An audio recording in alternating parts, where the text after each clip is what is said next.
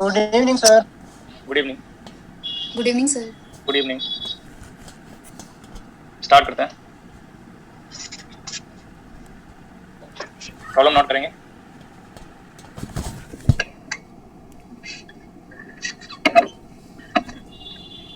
Check whether the operator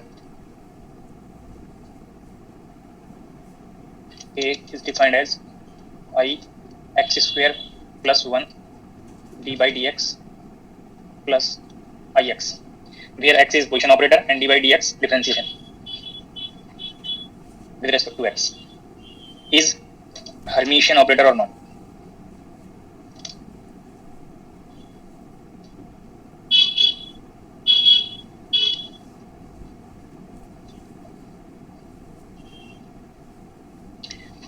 आपको last lecture तक जो भी पॉइंट डिस्कस किए हैं रिगार्डिंग ऑपरेटर, आप अप्लाई करके ये प्रॉब्लम को ट्राई करिए।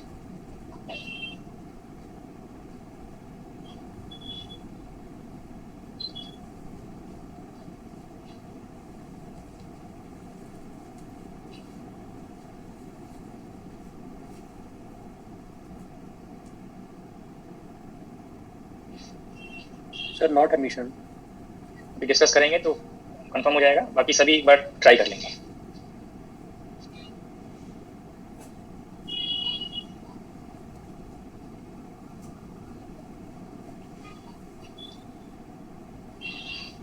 हर्मिशियन चेक करने के लिए गिवन ऑपरेटर का डैगर आपको ऑपरेटर फॉर्म से कंपेयर करना है। आई एक्स स्क्वायर प्लस 1, ये पार्ट को आप लाइक दिस भी नोट कर सकते हैं, x square d by d x plus d by d x plus i x, ये पार्ट का डैगर। आई का complex conjugate that is minus i x square d by d x dagger plus d by d x dagger,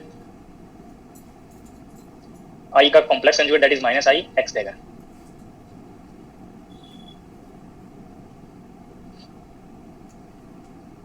अब यहाँ पे minus I S H, अब ये term का dagger जब आप ओपन करेंगे तो रिवर्स ऑर्डर में आपको ये ओपन करना है। तो D by d x dagger that is minus D by d x and x square dagger that is x square, d by d x dagger minus D by d x और x dagger x बनेगा। अब ये operator form में आप कोई simplification नहीं कर सकते हैं, बट ये पार्ट में आप सिंप्लीफिकेशन कर सकते हैं। अगर आप इस टोटल से माइनस कॉमन ले लें, this term is I D by d x of x square plus d by d x minus i x. तो इस फॉर्म से कंपेयर करना है कि इस फॉर्म में कन्वर्ट होगा या नहीं, तो पहले इस ऑपरेटर को थोड़ा सिंप्लीफाई करके कंपेयर कर सकते हैं। और इसको सिंप्लीफाई करने के लिए, इसका इक्विवेलेंट फॉर्म फाइंड करने के लिए जो आपको लास्ट लेक्चर में मेथड सजेस्ट किया है उसको आप यूज करेंगे। एक्स के किसी फंक्शन के थ्रू इसको सिंप्लीफाई करेंगे। X square s h differentiation of psi plus psi constant differentiation of x that is differentiation of x square that is twice x. Both side से आप साई का coefficient compare करेंगे, then d by d x of x square is equivalent to x square d by d x plus twice x. तो ये आपको equivalent form given operator के dagger condition को analogy करने के लिए रिक्वायर्ड था। ये मैंने आपको यहाँ पे हिंट कर दिया कि D by d x of x square किसके इक्वल है, तो यहाँ पे प्लेस कर सकते हैं। तो I S H x square d by d x plus d by d x, ये एक साथ में नोट कर दिए, और ये ट्वाइस एक्स को आई से जब मल्टीप्लाई करेंगे this one is twice I x, और ये माइनस आई एक्स प्रेजेंट है पहले से। अब आप ये फिर से इसको दीज टू टर्म को लाइक दिस फॉर्म में नोट कर सकते हैं, x square plus 1 D by d x, और दीज टू टर्म को आप प्लस आई एक्स नोट करेंगे। तो अब आप एनालॉजी कर सकते हैं, कंपेरिजन कर सकते हैं। गिवन ऑपरेटर का डैगर ऑपरेटर फॉर्म से मैच करता है। This is equal to operator A, it means this operator is Hermitian. Operator A जो आपको प्रॉब्लम में डिफाइन किया है वो हर्मिशियन ऑपरेटर है।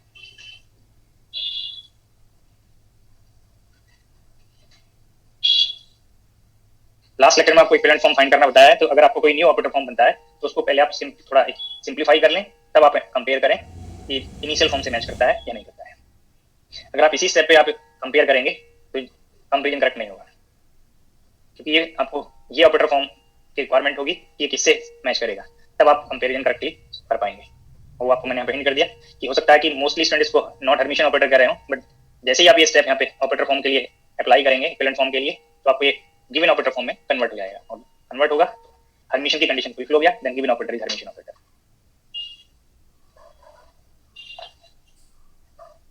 Next problem,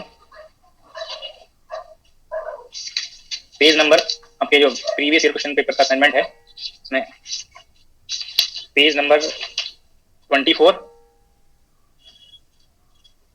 problem number 2।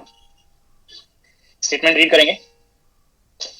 Which of the following is a self-adjoint operator in the spherical polar coordinate system r theta phi? आपको जब Hermitian operator की कंडीशंस डिस्कस की हैं दैट टाइम पे आपको अनदर नेम भी hint किया है, सेल्फ एडजॉइंट ऑपरेटर।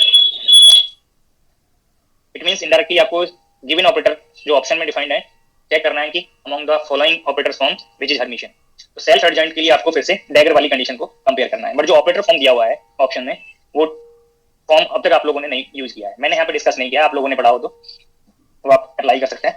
मैंने डी बाई डी एक्स का डिफरेंशिएशन आपको कैलकुलेट करना बताया है, डी बाई डी एक्स का डैगर कैलकुलेट करना बताया है, मोमेंटम ऑपरेटर को हर्मिशन चेक करना बताया है। तो सिमिलर अप्रोच आप यहाँ पे यूज करेंगे। पहले आपको हर्मिशन चेक करने के लिए ये ब्रैकेट कंडीशन को चेक करना है, bracket of phi a psi, a phi psi से मैच करता है तो हर्मिशन होगा, सेल्फ एडजॉइंट ऑपरेटर होगा। अगर ये मैच नहीं करता है तो वो सेल्फ एडजॉइंट ऑपरेटर नहीं होगा, हर्मिशन ऑपरेटर नहीं होगा। तो आपको ये फाई और साई का डिपेंडेंसी और ये इंटीग्रल फॉर्म ओपन करने के लिए हिंट किया था कि ऑपरेटर के फॉर्म के कॉरस्पॉन्डिंग, ऑपरेटर के एक्शन के कॉरस्पॉन्डिंग फाई और साई का डिपेंडेंसी चेक करेंगे। तो स्टेटमेंट में मेंशन किया हुआ है spherical polar coordinate system, r theta phi notations दिए हैं।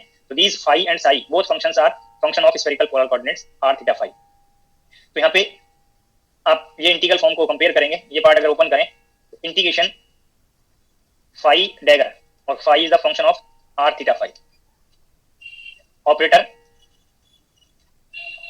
Sai function of r theta phi, d tau. अब जैसे ही आप d tau spherical polar coordinate system के लिए अप्लाई करेंगे, volume element in spherical polar coordinates that is r square dr sin theta d theta. और अब आपको ये कंफर्म होगा कि वॉल्यूम इंटीग्रल है तो ये ट्रिपल इंटीग्रल फॉर्म बनेगा 3 डायमेंशन के लिए। और यहाँ पे r पे लिमिट आप स्फेरिकल पोलर कोऑर्डिनेट सिस्टम में 0 टू इनफिनिट लेते हैं, थीटा पे लिमिट 0 टू पाई लेते हैं, और फाई पे लिमिट 0 टू 2 पाई लेते हैं। ये लिमिट में किसी को कोई डाउट नहीं होना चाहिए। स्फेरिकल पोलर कोऑर्डिनेट सिस्टम के लिए वैल्यूज आप लोगों ने ईएमटी में, मैथमेटिकल फिजिक्स में, वेक्टर अलजेब्रा में पढ़े होंगे, वो आपको मैंने यहाँ पे हिंट कर दिया।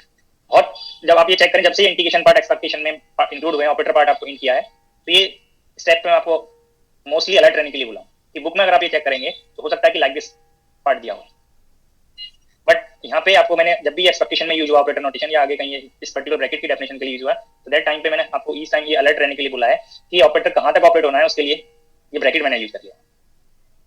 वन डायमेंशन में प्रॉब्लम हो सकता है आप लोग फेस ना कर रहे हो, जैसे ही मल्टी डायमेंशन में आएंगे अगर मैं ब्रैकेट अप्लाई नहीं करता तो डी बाई डी थीटा पे आप चेक करें, एक्शन है differentiation with respect to theta, तो आप थीटा इस पार्ट का भी डिफरेंशिएशन कर सकते थे। जो मैं हिंट कर रहा हूँ एक बार जरूर, एक बार यहाँ पे अलर्ट रहें। अगर मैं ब्रैकेट नहीं लगाता तो ऑपरेटर में डेल बाई डेल थीटा जैसे आप इंक्लूड करते, साई पे भी अप्लाई करते और साइन थीटा पे भी अप्लाई करते, जो रॉन्ग स्टेप है। ऑपरेटर फंक्शन पे ऑपरेट होगा, वॉल्यूम एलिमेंट में आप ऑपरेटर को अप्लाई नहीं करेंगे। जैसे आप वन डायमेंशन में कहीं D by d x of D x नहीं किए, ऐसे आप मल्टी डायमेंशन में भी आप जब आप ऑपरेटर आर डिपेंडेंट होगा तो ये आर स्क्वायर को आप ऑपरेट नहीं करेंगे, आर स्क्वायर पे ऑपरेट नहीं करेंगे। जब आप theta dependent del by del theta ले रहे हैं तो साइन थीटा पे ऑपरेट नहीं करेंगे, ओनली ऑपरेटर का एक्शन सिर्फ फंक्शन पे है, इस एलिमेंट इंटरवल पार्ट पे नहीं है। तो अगर ये कंफर्म रहेगा तो आगे मिस्टेक के चांसेस कम हो जाएंगे। तो ये पार्ट आपको मैंने हिंट कर दिया। ये इंटीग्रल पार्ट और ये ए फाई साई फिर से आप यहाँ पे ऑपरेट करें, दीज टू इंटीग्रल वैल्यूज को आपको कंपेयर करना है। Triple integral for spherical polar coordinate system, a phi total dagger psi function of r theta phi r square dr sin theta d theta d phi. या तो आप अगर ये self adjoint operator होगा तो इस लेफ्ट ब्रैकेट से start होकर ये ब्रैकेट आपको फाइंड हो जाना चाहिए, वो ब्रैकेट वैल्यू सेम आ जानी चाहिए। कैसे इंटीग्रल पार्ट ओपन होगा, कैसे ब्रैकेट वैल्यू ओपन होगा, ये आपको मैंने हिंट कर दिया। अब आपको एग्जैक्ट मेथड में आपको ऑल स्टेप्स फॉलो करना है। कोई भी आप रैंडमली एक ऑपरेटर सेलेक्ट करते और यहाँ पे आप कंडीशन चेक कर लेते, बट क्योंकि एग्जाम में फिर ऐसे 3 ऑपरेटर्स के लिए आपको स्टेप रिपीट करना पड़ेगा, तो हो सकता है कि सम टाइम आपको फर्स्ट अटेम्प्ट में ही फर्स्ट ऑपरेटर आपने सेलेक्ट किया और वो हर्मिशन ऑपरेटर की कंडीशन को या सेल्फ एडजॉइंट ऑपरेटर की कंडीशन को सेटिस्फाई कर दे, तो आपका फर्स्ट पार्ट में ही ऑप्शन आपने टिक कर दिया। बट जरूरी नहीं कि आपको सिंगल अटेम्प्ट में ही वो करेक्ट ऑप्शन सेलेक्ट हो पाए। तो मैं पहले एग्जैक्ट मेथड डिस्कस कर रहा हूँ कि कैसे आप इसको चेक करेंगे, फिर जो इस पर्टिकुलर एग्जैक्ट मेथड में स्टेप्स फॉलो होंगे उनसे आप विदाउट फाइंडिंग इंटीग्रेशन आप ऑपरेटर के फॉर्म को रेफरेंस लेके आप शॉर्ट वे में सेलेक्ट कर सकते हैं कि ये ऑपरेटर हर्मिशन फॉर्म में एडजस्ट हो सकता है, हर्मिशन की कंडीशन को फुलफिल कर सकता है और ये पर्टिकुलर फॉर्म फुलफिल नहीं करेगा। तो पहले मैं एग्जैक्ट मेथड आपको डिस्कस करने के लिए यहाँ पे एक particular operator form minus i h cross मैं ये नहीं करा कि आप बाई चांस इस एग्जैक्ट मेथड में करेक्ट ऑप्शन ही सिलेक्ट कर पाएंगे, मुझे शॉर्ट मेथड को इसी पर्टिकुलर मेथड में सजेस्ट करना है, इसलिए मैं ऑप्शन जो थर्ड ऑप्शन में ऑपरेटर है उसको मैंने इंक्लूड कर लिया, जिससे आप शॉर्ट ट्रिक को यहाँ पे रेफरेंस में अप्लाई करके करेक्टली आगे अप्लाई कर पाए, न्यू प्रॉब्लम्स पे अप्लाई कर पाए। तो मैंने ऑपरेटर सेलेक्ट कर लिया और ऑपरेटर पार्ट के लिए दीज टू ब्रैकेट से सेल्फ एंड जॉइंट ऑपरेटर की कंडीशन को चेक करना है। तो यहाँ पे मैं ब्रैकेट स्टार्ट करूंगा फाई ए साई, जो आपको इंटीग्रल पार्ट यहाँ पे डिस्कस किया है, इंटीग्रेशन 0 टू इनफाइनाइट 0 टू 2 पाई। मैंने ऑर्डर चेंज कर दिया यहाँ पे, चाहे तो आप नेक्स्ट स्टेप में भी चेंज कर सकते थे। फाई डैगर और फाई में डिपेंडेंसीज कंसीडर की हैं r theta phi, operator minus i h cross by sine theta del by del theta of psi function of r theta phi, r square d r sine theta d theta d phi. अब आप check करें इस operator form में कहीं पे are dependency नहीं है, कहीं आर पे कोई एक्शन नहीं है, ओनली थीटा डिपेंडेंसी है। बट यहाँ पे क्योंकि जब आप ये ब्रैकेट ओपन करते हैं तो 1 डायमेंशन में यहाँ पे लाइन एलिमेंट होगा, 2 डायमेंशन में एरिया एलिमेंट और 3 डायमेंशन में वॉल्यूम एलिमेंट आएगा। तो अपने चॉइस से आप यहाँ पे ये डीटा में एडजस्टमेंट नहीं कर सकते थे, तो ये पार्ट तो डीटा ही बनेगा। बट यहाँ पे जब आप ये इंटीग्रेशंस को सम स्टेप्स फॉलो करेंगे इंटीग्रल पार्ट के लिए, तो जिस वेरिएबल पे एक्शन है उस वेरिएबल के पार्ट को आप इंटीग्रल कर दीजिए, बाकी को ऐसे प्रेजेंट रखिए। तो मैं यहाँ पे सिर्फ थीटा डिपेंडेंट इंटीग्रेशन को सॉल्व करूंगा, बाकी पार्ट आर डिपेंडेंट इंटीग्रेशन और फाई डिपेंडेंट इंटीग्रेशन। तो फर्स्ट लिमिट आर के लिए है और सेकंड लिमिट यहाँ पे फाई के लिए है। अब थीटा डिपेंडेंट लिमिट को 0 टू फाई मैंने यहाँ पे इंक्लूड कर लिया और डेफिनेट इंटीग्रल में रिजल्ट वेरिएबल के ऑर्डर से इंडिपेंडेंट रहता है। तो phi dagger function of r theta phi, यहाँ पे मैंने आर्गुमेंट शो कर दिए हैं साई और फाई के, मैं फिर से आपको ये बार बार रिपीट नहीं कर रहा कि फाई में क्या डिपेंडेंसीज है। अब ये जो minus i h cross term है वो कांस्टेंट है, मैंने इसको आउटसाइड इंटीग्रेशन नोट कर दिया। अब ये पार्ट पे जाइए, यहाँ पे एक डिफरेंशिएशन सिर्फ इस पार्ट पे है, del psi by del theta. तो del psi by del theta के लेफ्ट में ये 1 बाई साइन थीटा है, it mean sine theta divide में है, तो ये साइन थीटा इस डीटो वाले पार्ट के साइन थीटा को जो प्रोडक्ट में है कैंसिल आउट कर सकता है। और जैसे आप कैंसिल आउट करेंगे तो phi dagger del psi by del theta, differentiation only psi part पे है, डी थीटा ये थीटा डिपेंडेंट इंटीग्रेशन पार्ट साथ नॉट हो गया, remaining part r square d r d phi वो ऐसा है। ये स्टेप जो भी मैंने आपको हिंट किया है इस पर थोड़ा अलर्ट रहें, क्योंकि यहाँ पे ऑपरेटर का जो डिपेंडेंसी है, ऑपरेटर का जो एक्शन है वो सिर्फ थीटा वेरिएबल पे है, बाकी वेरिएबल यहाँ पे इंक्लूड नहीं हो रहे। तो इस ब्रैकेट को जब ओपन करेंगे यहाँ पे तो ट्रिपल इंटीग्रेशन ही आएंगे, बट इसको लेफ्ट इस पर्टिकुलर ब्रैकेट को स्टार्ट करके इस ब्रैकेट से एनालॉजी करना है। और इस ब्रैकेट से एनालॉजी करने के लिए क्योंकि ट्रिपल इंटीग्रल है तो ओनली 1 इंटीग्रेशन को ही आप सिंप्लीफाई करके आप एनालॉजी कर सकते हैं, आप कंपेरिजन कर सकते हैं। तो मैंने यहाँ पे साइन थीटा क्योंकि यहाँ डिवाइड में था, यहाँ पे मल्टीप्लाई में था, वो ऑपरेटर के एक्शन को इंक्लूड करने से पहले ही आप या इंटीग्रेशन बाईपास करने से पहले आप कैंसिल आउट कर सकते हैं, क्योंकि ऑपरेटर में जो एक्शन पार्ट है वो डिफरेंशियल पार्ट है, बाकी साइन थीटा यहाँ पे मल्टीप्लाई डिवाइड हो रहा है और यहाँ डीटा पार्ट में मल्टीप्लाई हो रहा था जिसको आप कैंसिल कर सकते हैं। अब यहाँ पे इंटीग्रेशन बाई पार्ट्स में ये फर्स्ट फंक्शन एज्यूम करेंगे, ये सेकंड फंक्शन एज्यूम करेंगे, थीटा के रेस्पेक्ट में इंटीग्रल करना है, बाकी पार्ट एसएच रहेंगे। तो माइनस आई एच क्रॉस एसएच r dependent integration and phi dependent integration limit एसएच। अब यहाँ पे इंटीग्रेशन बाई पार्ट्स करेंगे थीटा के रेस्पेक्ट में, तो first function that is phi dagger, second का integral del psi by del theta का इंटीग्रल करेंगे तो फंक्शन ऑफ साई बनेगा, limit 0 to pi minus first का डिफरेंशियल, डिफरेंशिएशन ओनली। अब जब फर्स्ट का डिफरेंशियल करेंगे तो फाई डैगर पे डिफरेंशिएशन रहेगा ओनली, फर्स्ट का डिफरेंशियल सेकंड का इंटीग्रल, इस पार्ट का इंटीग्रल किया तो साई बन गया, फिर से इंटीग्रल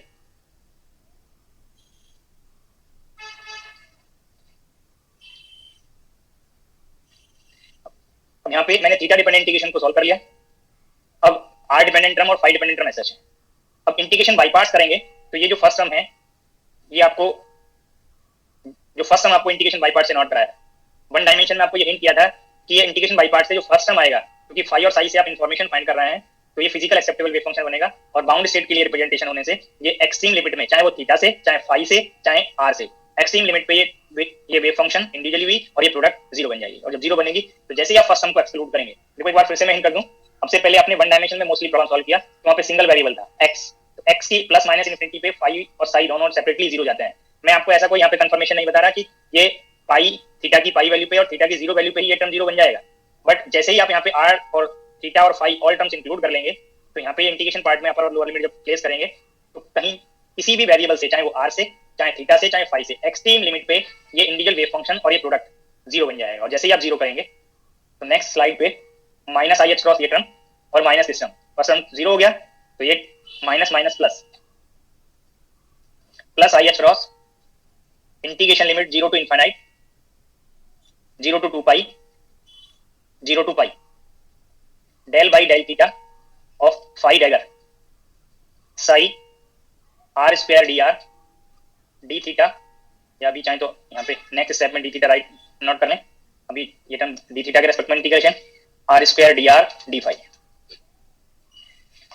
अब यहाँ पे r dependent integration limit 0 to infinite, फिर आप थीटा पे लिमिट नोट कर रहे हैं 0 to pi, 0 to 2 pi phi के लिए, और ये आई एच क्रॉस, जब इस टोटल पार्ट के डैगर को आप यहाँ पे इंक्लूड करेंगे तो इसका कॉम्प्लेक्स कंजुगेट इनसाइड में जाएगा।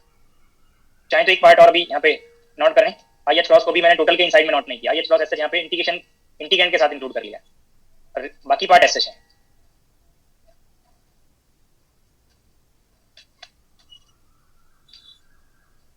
अब यहाँ पे ये पार्ट को इस ब्रैकेट से कंपेयर करना है, और इस ब्रैकेट से कंपेयर करने के लिए फिर से हमें वॉल्यूम एलिमेंट बनाना है, और वॉल्यूम एलिमेंट बनाने के यहाँ पे साइन थीटा आना चाहिए। तो मैंने यहाँ पे, क्योंकि ऑपरेटर पर डिफरेंशिएशन सिर्फ इस पार्ट पे है, आगे कहीं पे डिफरेंशिएशन नहीं है, तो मैं यहाँ साइन थीटा को प्रोडक्ट किया और यहाँ पे साइन थीटा डिवाइड कर लिया, ये टर्म फिर से डीटा बन गया। और इस टर्म को टोटल डैगर के इनसाइड में इंक्लूड करने के लिए साइन थीटा रियल टर्म होता है, और इस आई का minus i complex conjugate inside में आप इंक्लूड करेंगे। तो 0 to infinite, 0 to pi, 0 to 2 pi minus i h cross by sine theta del by del theta of phi total dagger psi, और ये पार्ट को आप नोट कर सकते हैं थीटा, या आप ऐसा नोट कर लीजिए r square d r sine theta d theta d phi. अब ये आप ये टर्म को आप ऑपरेटर ए नोट कर सकते हैं, ए फाई डैगर, तो this integration is equivalent to bracket of a phi psi. तो सेल्फ एडजॉइंट ऑपरेटर जिसके लिए हर्मिशियन कॉन्जुगेट ऑपरेटर से मैच करे, और इसी स्टेप पे आप डैगर को भी फाइंड कर सकते थे, इसी स्टेप पे। तो यहाँ से A dagger value it means minus i h cross by sine theta del by del theta, ये पार्ट का डैगर ऑपरेटर सेल्फ से मैच करेगा, और जब मैच करेगा तो ये सेल्फ एडजॉइंट और हर्मिशियन ऑपरेटर होगा। तो जो थर्ड ऑप्शन में ऑपरेटर है वो सेल्फ एडजॉइंट ऑपरेटर है, ये आपको एग्जैक्ट मेथड से कंफर्म करा दिया। देखो यहाँ पे तो मैं फिर से आपको जो मेथड बताया है मैं इसको आपको हिंट कर दूं, ये तो आपको प्रीवियस ईयर क्वेश्चन है, प्रीवियस ईयर क्वेश्चन असाइनमेंट का क्वेश्चन है, तो आपको यहाँ पे आंसर पता है। बट अगर आप इसी मेथड से एग्जाम में प्रॉब्लम सॉल्व करने लगे तो बाई चांस है कि ये आपने सेलेक्ट किया, फर्स्ट अटेम्प्ट में ही आपको करेक्ट ऑप्शन सेलेक्ट हो जाए, बट अगर आप ए से स्टार्ट करते तो आपको हो सकता है ए पे जो ऑप्शन दिया होता वो करेक्ट ना बनता, फिर आप बी के लिए ट्राई करते, वो भी करेक्ट नहीं होता, फिर आप सी के लिए ट्राई करते। इट मींस आपको मैक्सिमम, अब अगर आपके स्टार्टिंग के 3 रॉन्ग हो जाए या कोई भी 3 ऑप्शंस को आप रॉन्ग चेक कर लें तो फोर्थ को चेक करने की रिक्वायरमेंट नहीं है, ऑटोमेटिकली करेक्ट बन जाएगा। तो आपको मिनिमम 1 चेक करना होता और आपको 3 या 4 तक आप जा सकते थे, इसमें मोर टाइम लगता, और मोर टाइम लगता मान के चलिए 5 मार्क्स में भी होता, 3.5 और 5 मार्क्स किसी में भी हो सकता है नेट पेपर में, तो मोर टाइम लग जाता आपका। इतने टाइम में तो आप हो सकता है और भी क्वेश्चन सॉल्व कर लेते। तो इस मेथड से करेक्ट मेथड तो आपको पता चल गया कि कैसे आपको ये फाइंड करना था, कैसे आप self adjoint operator multi dimension में फाइंड करेंगे, स्फेरिकल पोलर कोऑर्डिनेट में फाइंड करेंगे। बट इसी में आपको एक शॉर्ट वे भी पता होना चाहिए, शॉर्ट मेथड भी पता होना चाहिए, जिससे आप लेस टाइम में करेक्ट ऑप्शन सेलेक्ट कर पाए। जब आपको आंसर नहीं पता होगा तो कैसे आप लेस टाइम में ये कंपेरिजन कर सकते हैं कि करेक्ट ऑप्शन थर्ड ही बनेगा, बाकी क्यों करेक्ट नहीं है। तो इसके लिए मैं आपको यहाँ पे स्टेप हिंट कर रहा हूँ, और ये शॉर्ट वे के लिए आपको यहाँ पे these पॉइंट से एनालॉजी करना पड़ेगा। अब यहाँ पे देखिए, ये सेल्फ एडजॉइंट ऑपरेटर और हर्मिशियन ऑपरेटर में ये बोथ ब्रैकेट्स इक्वल आने चाहिए, और इक्वल आने के लिए जब आप यहाँ पे एक बार ये इंटीग्रल पार्ट से ऑपरेटर को यहाँ पे प्लेस करके एनालॉजी करेंगे, इस स्टेप पे एनालॉजी करें, अब आप चेक करें अगर ये इंटीग्रेशन बाई पार्ट्स एज्यूम करने से पहले, इंटीग्रेशन बाई पार्ट्स सॉल्व करने से पहले जब आप यहाँ पे फर्स्ट और सेकंड फंक्शन नोट कर दिए, जो अगर ऑपरेटर में del by del theta term include हो रहा है, आगे सिमिलर अप्रोच आर स्क्वायर वाले part del by del r के लिए भी करेक्ट होगा, similar approach del by del phi के लिए भी करेक्ट होगा। तो इस वॉल्यूम एलिमेंट में जो भी टर्म है, थीटा के लिए sine theta term, r dependent term के लिए आर स्क्वायर टर्म, और फाई में कोई प्रॉब्लम नहीं है, फाई में तो ऐसा कर सकते हैं जैसे आपने वन डायमेंशन में सॉल्व किया था, क्योंकि डी फाई के साथ और कोई फाई डिपेंडेंट टर्म यहाँ पे नहीं है। थीटा डिपेंडेंट टर्म में डी थीटा के साथ साइन थीटा है इसलिए मिस्टेक हो सकता था, डी आर के साथ आर स्क्वायर है इसलिए मिस्टेक हो सकता था। एक तो आपको याद रहना कि ब्रैकेट कहाँ पे अप्लाई करना है, और इंटीग्रेशन बाई पार्ट्स करने के लिए आपको फर्स्ट और सेकंड फंक्शन जब एज्यूम करेंगे तो theta dependent term cancel out हो जाना चाहिए, ये sine theta term cancel out हो जाना चाहिए, और ऐसे ही आर स्क्वायर वाले पार्ट के लिए ये term r square cancel out हो जाना चाहिए। रीजन भी आपको पता होना चाहिए कि अगर ये कैंसिल नहीं होता साइन थीटा टर्म, तो चाहे आप इसको फर्स्ट फंक्शन के साथ इंक्लूड करें, चाहे आप इसको सेकंड फंक्शन के साथ इंक्लूड करें, तो जब आप इंटीग्रल करते तो ये साइन थीटा का इंटीग्रल cos थीटा में जाता है, और डिफरेंशियल करते तब भी cos थीटा पार्ट बनता है प्लस और माइनस। तो ये फिर से ये डी का पार्ट को आप एडजस्ट नहीं कर सकते, इट मींस ये ब्रैकेट इस ब्रैकेट में कन्वर्ट नहीं हो सकता था, कहीं ना कहीं फॉर्म मॉडिफाई हो जाता है, और जब फॉर्म मॉडिफाई हो जाता है तो सेल्फ एडजेंट ऑपरेटर की कंडीशन को फुलफिल नहीं करता। एक पॉइंट तो मैंने आपको ये हिंट किया ऑपरेटर के एक्शन से, अगर कहीं पे डिफरेंशियल नेचर आ रहा है मल्टी डायमेंशन में, स्फेरिकल पोलर कोऑर्डिनेट या सिलिंड्रिकल कोऑर्डिनेट में, तो जब आप ये डीटा टर्म ले रहे हैं और डीटा में कहीं पे थीटा, आर और फाई डिपेंडेंट टर्म है, तो इंटीग्रेशन बाय पार्ट्स में जब आप ऑपरेटर के लिए स्टेप चेक करेंगे तो ये डीटा पार्ट से जो साइन थीटा टर्म है या आर डिपेंडेंट टर्म के लिए आर स्क्वायर टर्म है वो कैंसिल आउट हो जाने चाहिए। जब कैंसिल आउट होंगे तो वो ऑपरेटर सेल्फ एडजेंट ऑपरेटर की कंडीशन को फुलफिल कर सकता है। अभी श्योर नहीं हुए, कर सकता है, इस ब्रैकेट में कन्वर्ट हो सकता है। अब अनदर पार्ट आपको चेक करना है कि जब आप इंटीग्रेशन बाय पार्ट्स, अगर कहीं पे फर्स्ट ऑर्डर डेरिवेटिव है, ये फर्स्ट ऑर्डर है, तो इंटीग्रेशन बाय पार्ट्स करेंगे फर्स्ट टाइम और इस फर्स्ट टाइम से ही माइनस आता है, तो इस माइनस को एडजस्ट करने के लिए फर्स्ट ऑर्डर डेरिवेटिव्स में ये आई का टर्म जरूर होना चाहिए, तभी वो एडजस्ट होगा, अदरवाइज वो एंटी हर्मिशन भी बन सकता है।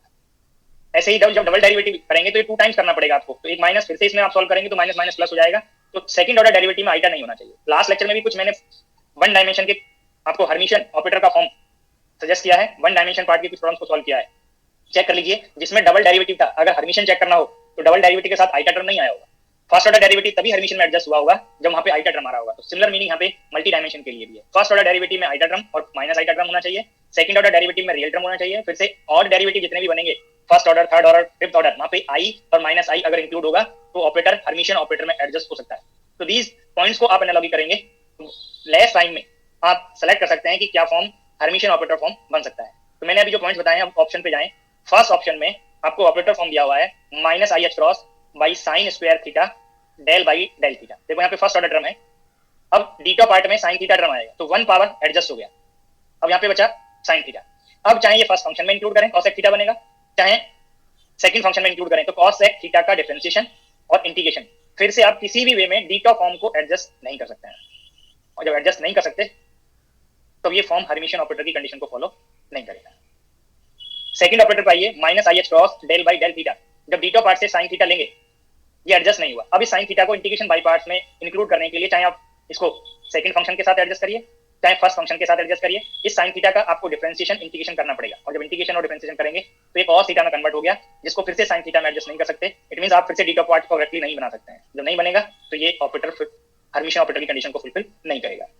ऐसे ही डी ऑप्शन पे जाइए, डी ऑप्शन में minus i h cross sine theta del by del theta, ये साइन थीटा और एक डीटा पार्ट से साइन थीटा, अब उसको चाहे फर्स्ट फंक्शन के साथ साइन स्क्वायर थीटा इंक्लूड करें चाहे सेकंड फंक्शन के साथ साइन स्क्वायर थीटा इंक्लूड करें, आपको डिफरेंशियल करना पड़ेगा और इंटीग्रल करना पड़ेगा। तो फिर से ये फॉर्म जो ऑपरेटर का फॉर्म दिया है उसके साथ डीटा में एडजस्ट नहीं होगा, क्योंकि इंटीग्रल करने से साइन स्क्वायर थीटा का इंटीग्रल पार्ट फिर से साइन स्क्वायर थीटा नहीं बनेगा, साइन स्क्वायर थीटा का डिफरेंशियल पार्ट फिर से साइन स्क्वायर थीटा नहीं बनेगा, वो 2 sin थीटा cos थीटा बन जाएगा, जिस पार्ट को ऑपरेटर के साथ साइन का 1 पावर और वॉल्यूम एलिमेंट में साइन थीटा फॉर्म से एडजस्ट नहीं होगा। जब एडजस्ट नहीं होगा तो ये फॉर्म जो आपको मैंने ये डिपेंडेंसीज को एनालॉजी करके बताया है दीज पार्ट से, वही फॉर्म हर्मिशन में एडजस्ट हो सकता था, जिसमें इंटीग्रेशन बाय पार्ट्स के लिए फर्स्ट और सेकंड फंक्शन जब आप एज्यूम कर रहे हैं दैट टाइम पे जो वॉल्यूम एलिमेंट में साइन थीटा पार्ट है वो एडजस्ट हो जाए, D3 ऑपरेटर में कहीं एडजस्ट नहीं हो रहा है वो, और जब एडजस्ट नहीं होगा तो वो फॉर्म हर्मिशन नहीं बनेंगे। तो जो मैंने पॉइंट्स बताए हैं, एक तो eta term first order derivative का सभी में आइटा टर्म प्रेजेंट है तो अकेले आइटा से भी हर्मिशन नहीं बनेगा, एक तो आइटा होना चाहिए था हर्मिशन होने के लिए, और ये sine theta dependency term डीटा part से एडजस्ट हो जाना चाहिए इंटीग्रेशन बाय पार्ट्स करने से पहले। 1 सेकंड वेट करेंगे।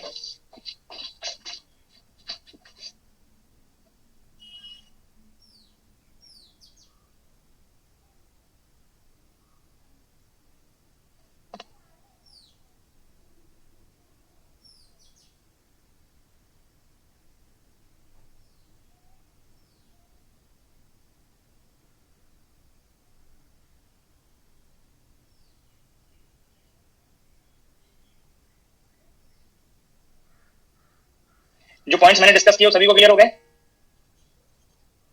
ए ऑप्शन कैसे है?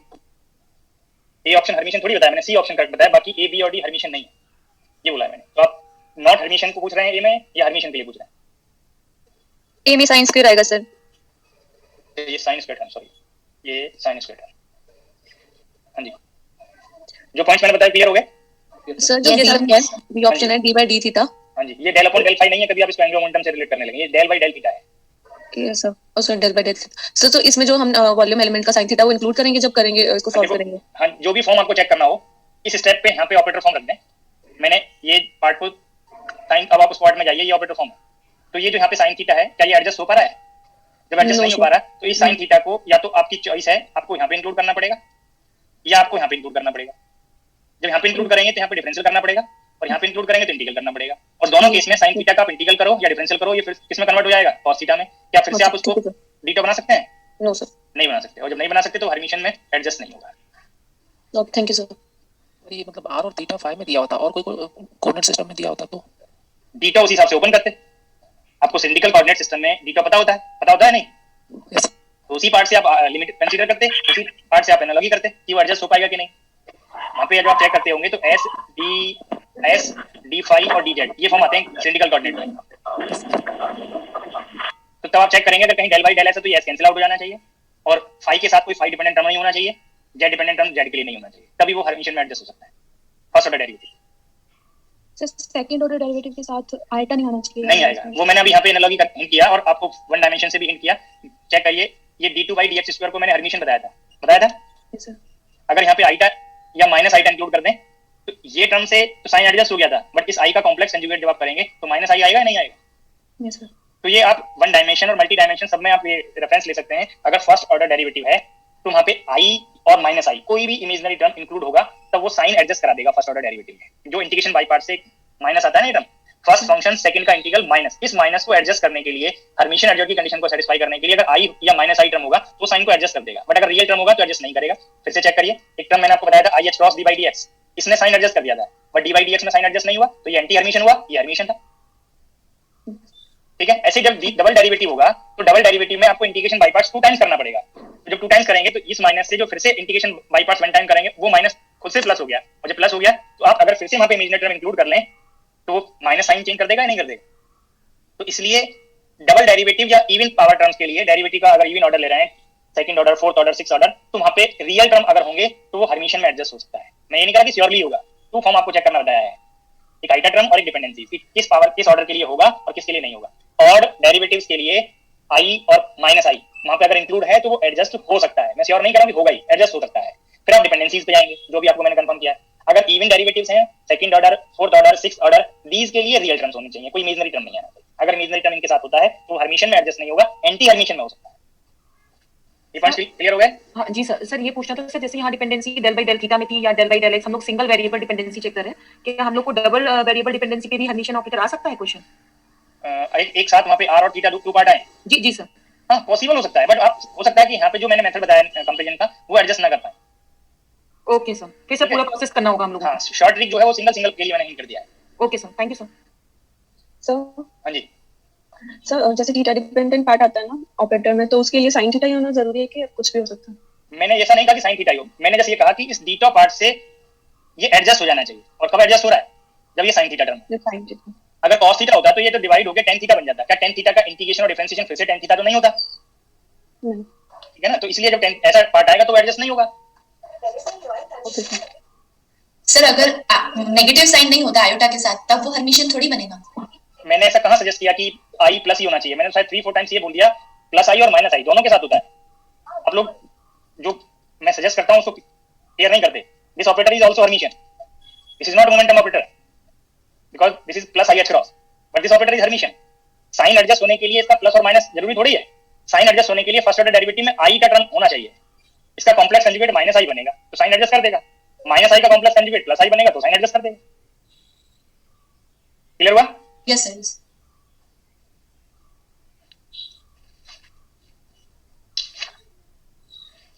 तो कंटिन्यू करते हैं। अब डिस्कस करते हैं यहाँ पे commutation bracket.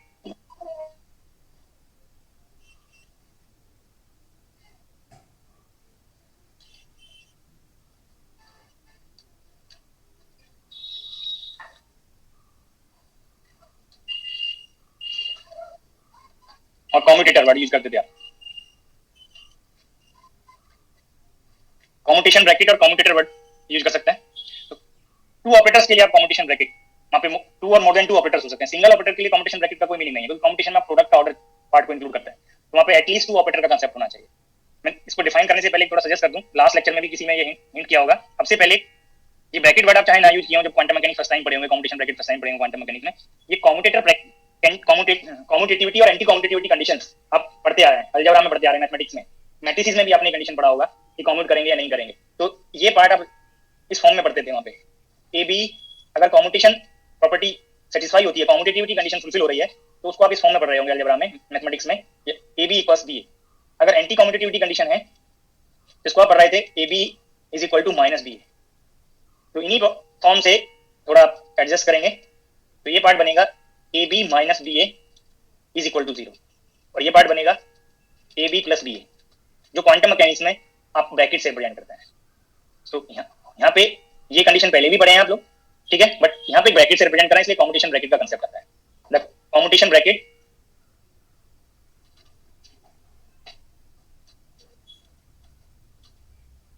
of two operators A and B is defined as, represent करेंगे स्क्वायर ब्रैकेट से,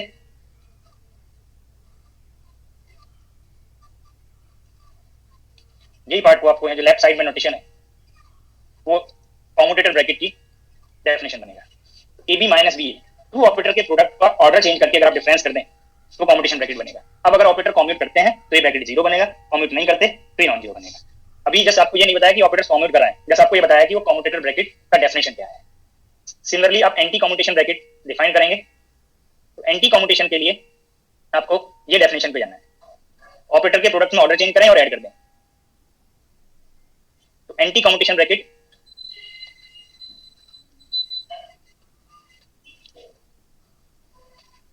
एंटी कॉम्यूटेशन ब्रैकेट और anti commutator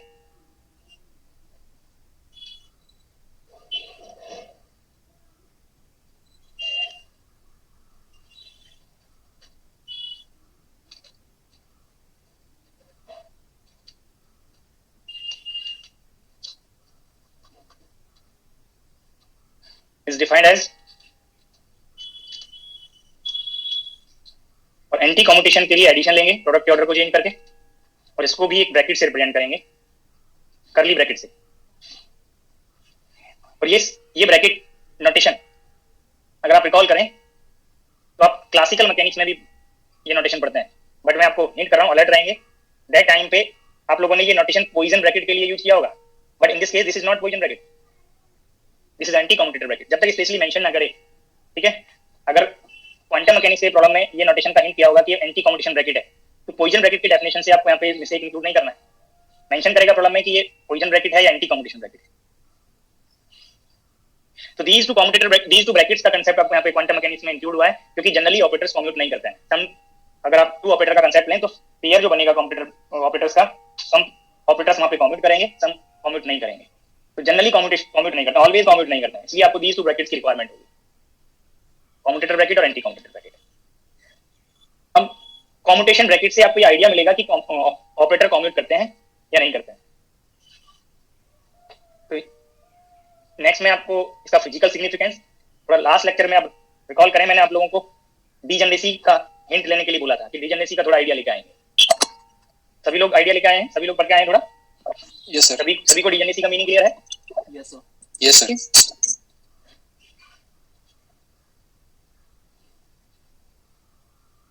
problem wise note कर लीजिए।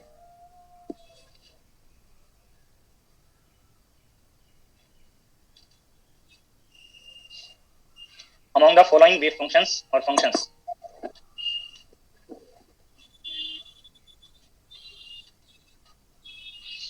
among the following functions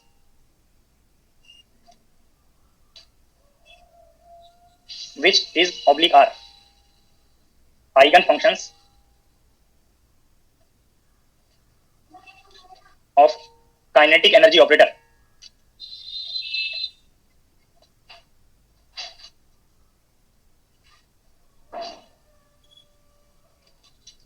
minus h cross square by twice m d2 by dx square.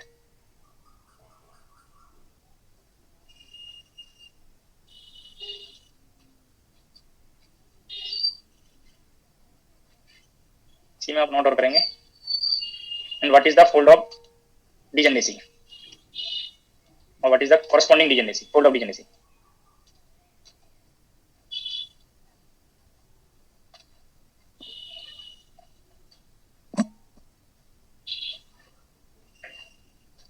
Some functions form यहाँ पे note कर रहा हूं।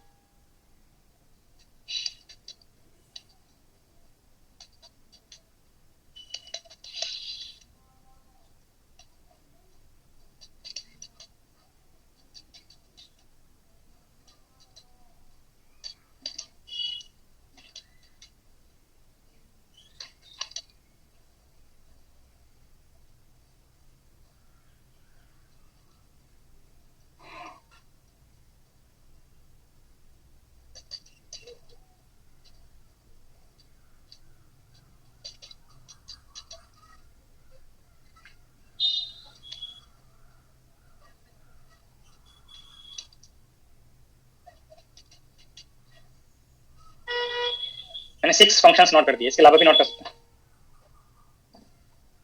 तो सभी जो आप लोग पढ़ के आए हैं वो मेथड अप्लाई करें।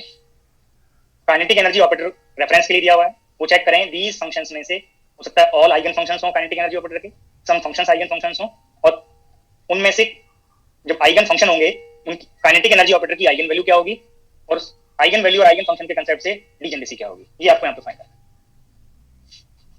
तो सभी अपने नोटबुक में ट्राई कर लें, जब मैं एक्सप्लेन करूंगा तो आप लोग करेक्ट हैं या कहीं इंप्रूवमेंट के चांसेस हैं वो आप इंक्लूड कर सकते हैं।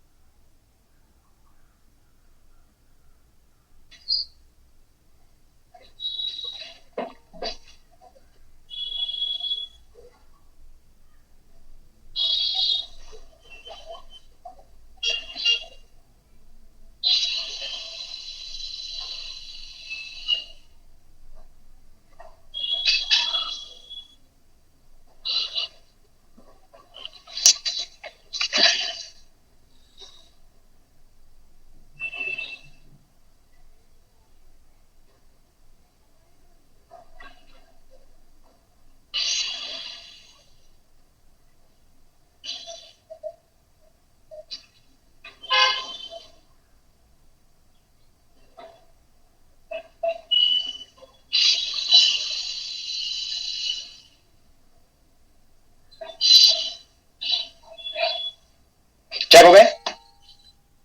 Yes sir. यस सर, सभी अपने नोटबुक में fold of degeneracy Yes, sir. Note कर लें और काइनेटिक एनर्जी ऑपरेटर की आइगन वैल्यू बताएं और डीजेनरेसी बताएं।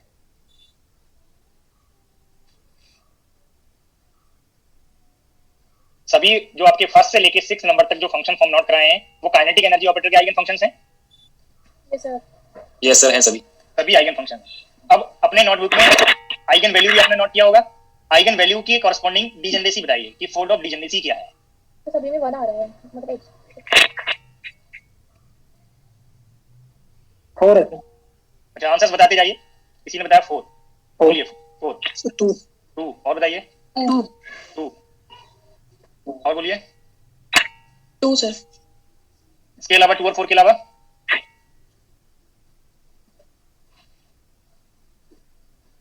इनफिनाइट होगा सर।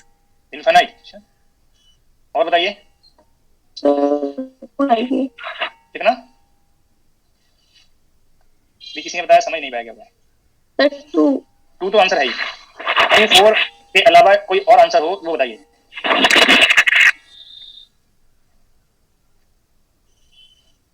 देखो, सम स्टूडेंट को हो सकता है डाउट रहे, तो जिनको पता है वो भी ध्यान से सुनेंगे, जिनको डाउट है, जिनका मिस्टेक है वो भी ध्यान से सुनेंगे। आपको यहाँ पे मैंने प्रॉब्लम नोट करा दिया, बट आइगन फंक्शन तो आप सभी चेक कर सकते हैं कि फंक्शन को ऑपरेट करें, सॉरी ऑपरेटर को फंक्शन पे ऑपरेट करें और इनिशियल फंक्शन के मल्टीपल फैक्टर पे जाएं। अगर वो कांस्टेंट है, फॉर्म अनचेंज है गिवन फंक्शन का, उसका मल्टीपल फैक्टर आइगन वैल्यू बनेगा। ओनली आफ्टर ऑपरेटिंग ऑपरेटर आपको फंक्शन के फॉर्म को चेक करना है कि वो फॉर्म मॉडिफाइड तो नहीं हुआ है, फॉर्म सेम है कि नहीं। अगर से फॉर्म सेम है तो आइगन फंक्शन होगा। तो वो पार्ट तो पहले बताया हुआ है। आइगन फंक्शन तो सभी को चेक करना आना चाहिए था कि ये 1 से लेके 6 तक सभी एनर्जी काइनेटिक एनर्जी ऑपरेटर के आइगन फंक्शन है।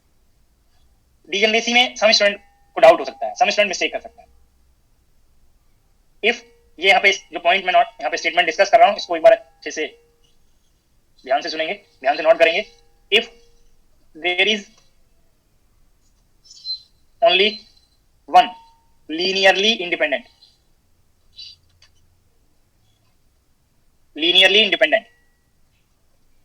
Eigen function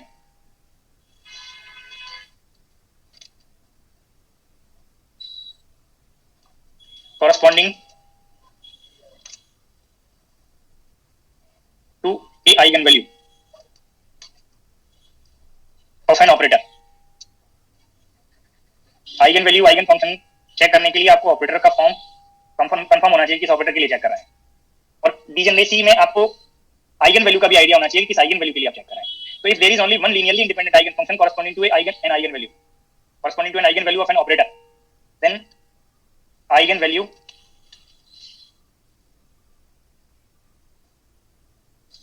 is called non degenerate eigen value. Non degenerate के लिए only one independent eigen, linearly independent eigen function होता है।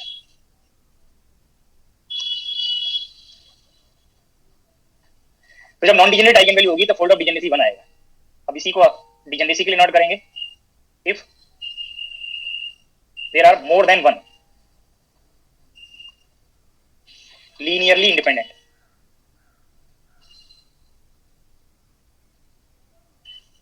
if there are more than one linearly independent eigen function corresponding to an eigen value, एक particular eigenvalue को reference लेके आप eigenfunction check करेंगे of a particular operator, then eigenvalue is called degenerate.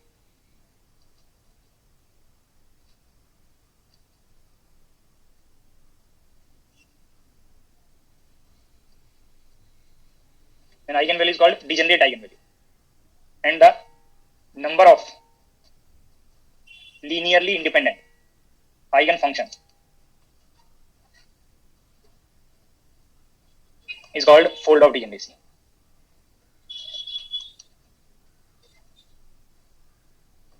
Fold of degeneracy of that eigenvalue.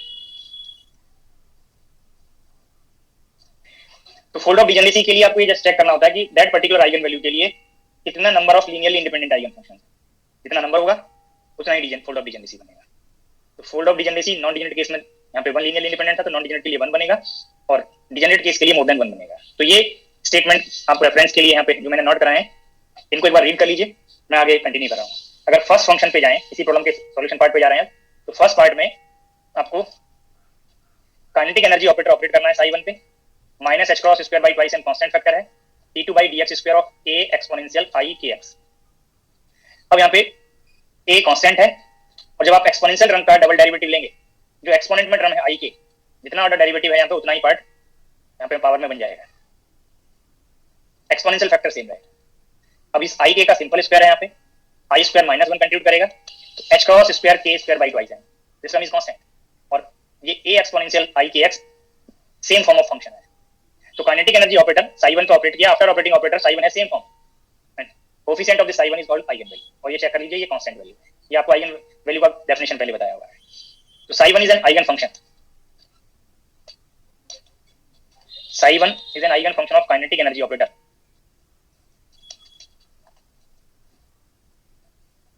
Kinetic energy operator minus h cross square by twice m d2 by dx square with eigen value h cross square k square by twice m, ये eigen value है। ऐसे ही आप second के लिए check करेंगे साई 2 के लिए, तो साई 2 आपको एक्सपोनेंशियल में सिर्फ एक्सपोनेंट का पावर चेंज हो रहा है, तो रिपीट करेंगे सिमिलर पार्ट को, तो minus h cross square by twice m d2 by dx square a exponential minus i kx, minus h cross square by twice m की बार एक्सपोनेंट में x का मल्टीपल फैक्टर है minus i k, double derivative है तो square हो गया, exponential part same रहेगा, तो माइनस आई स्क्वायर करेंगे तो फिर से माइनस 1 कंप्यूट करेगा, h cross square k square by twice m constant value, और इस पार्ट को फिर से आप साई 2 नोट कर सकते हैं। तो Sai 2 is also an eigen function of kinetic energy operator.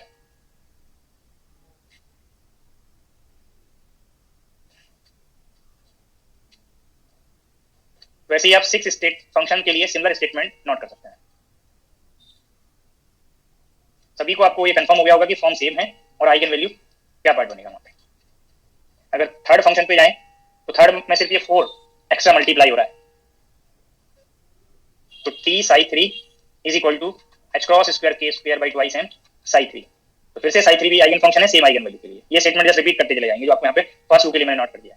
ऐसे ही फोर्थ पार्ट पे जाएंगे तो t साई 4 में a cos kx है, तो cos का जब डिफरेंशियल करेंगे 2 टाइम फिर से cos फॉर्म बनेगा, बट इस cos के आर्गुमेंट में x का जो मल्टीपल फैक्टर है वो कांस्टेंट वैल्यू मल्टीप्लाई होता जाएगा वन डिफरेंशिएशन से। cos का डिफरेंशियल क्या, तो माइनस साइन बनेगा, तो एक माइनस भी कंप्यूट होगा यहाँ पे, रिटर्न बनेगा h cross square k square by twice m, और फिर से ये वेव फंक्शन फॉर्म सेम बन गया, इसको आप नोट कर सकते हैं h cross square k square by twice m Sai 4। तो Sai 4 is an eigen function of kinetic energy operator with same eigen value h cross square k square by twice m। तो जो भी फंक्शन मैंने यहाँ पे नोट किए हैं सभी के कॉरस्पॉन्डिंग आप चेक कर सकते हैं, आइगन फंक्शन है और आइगन वैल्यू सेम है। नेक्स्ट पार्ट पे जाएंगे तो यहाँ पे साइन फॉर्म मैंने यूज किया है, तो साइन का भी फिर से वन टाइम डिफरेंशियल किया तो कॉस बना, और कॉस का फिर से डिफरेंशियल करेंगे तो माइनस साइन कंट्रीब्यूट करेगा, इस माइनस को मल्टीप्लाई करेंगे तो ये काइनेटिक एनर्जी ऑपरेटर में जो माइनस हो फिर से प्लस बन गया आइगन वैल्यू, और साइन फॉर्म फिर से मैच आ जाएगा। तो Sai 5 is also eigen function of kinetic energy operator with same eigen value h cross square k square by twice. 6 को चेक करेंगे तो 6 में ओनली एक कांस्टेंट फैक्टर 3i मल्टीप्लाई हुआ है, तो t साई 6, तो यहाँ पे फिर से जब डिफरेंशियल करेंगे तो ये आइगन वैल्यू बनेगा और 3ia cos kx ये पार्ट बनेगा। बट वेव फंक्शन को कंपेयर करने के लिए ये पार्ट फिर से आप इंक्लूड करके चलेंगे कि साई 6 फॉर्म आपको क्या दिया था, तो h cross square k square by twice and Sai 6। तो आप चेक कर सकते हैं आफ्टर ऑपरेटिंग ऑपरेटर साई 1 से लेके साई 6 तक सबका फॉर्म सेम है, और फंक्शन का जो मल्टीपल फैक्टर है आफ्टर ऑपरेटिंग ऑपरेटर एक कांस्टेंट वैल्यू है और eigen value h cross square k square by twice है। ये सभी ने ट्राई कर लिया होगा, सभी को कंफर्म हो गया होगा कि आइगन फंक्शन है साई 1 से लेके साई 6 तक और सेम आइगन वैल्यू है। तो मैं स्टेटमेंट एक से आप नोट कर दे रहा हूं, साई 1 साई 2 साई 3 जो आपको यहाँ पे 6 फंक्शंस दिए थे, these are eigen functions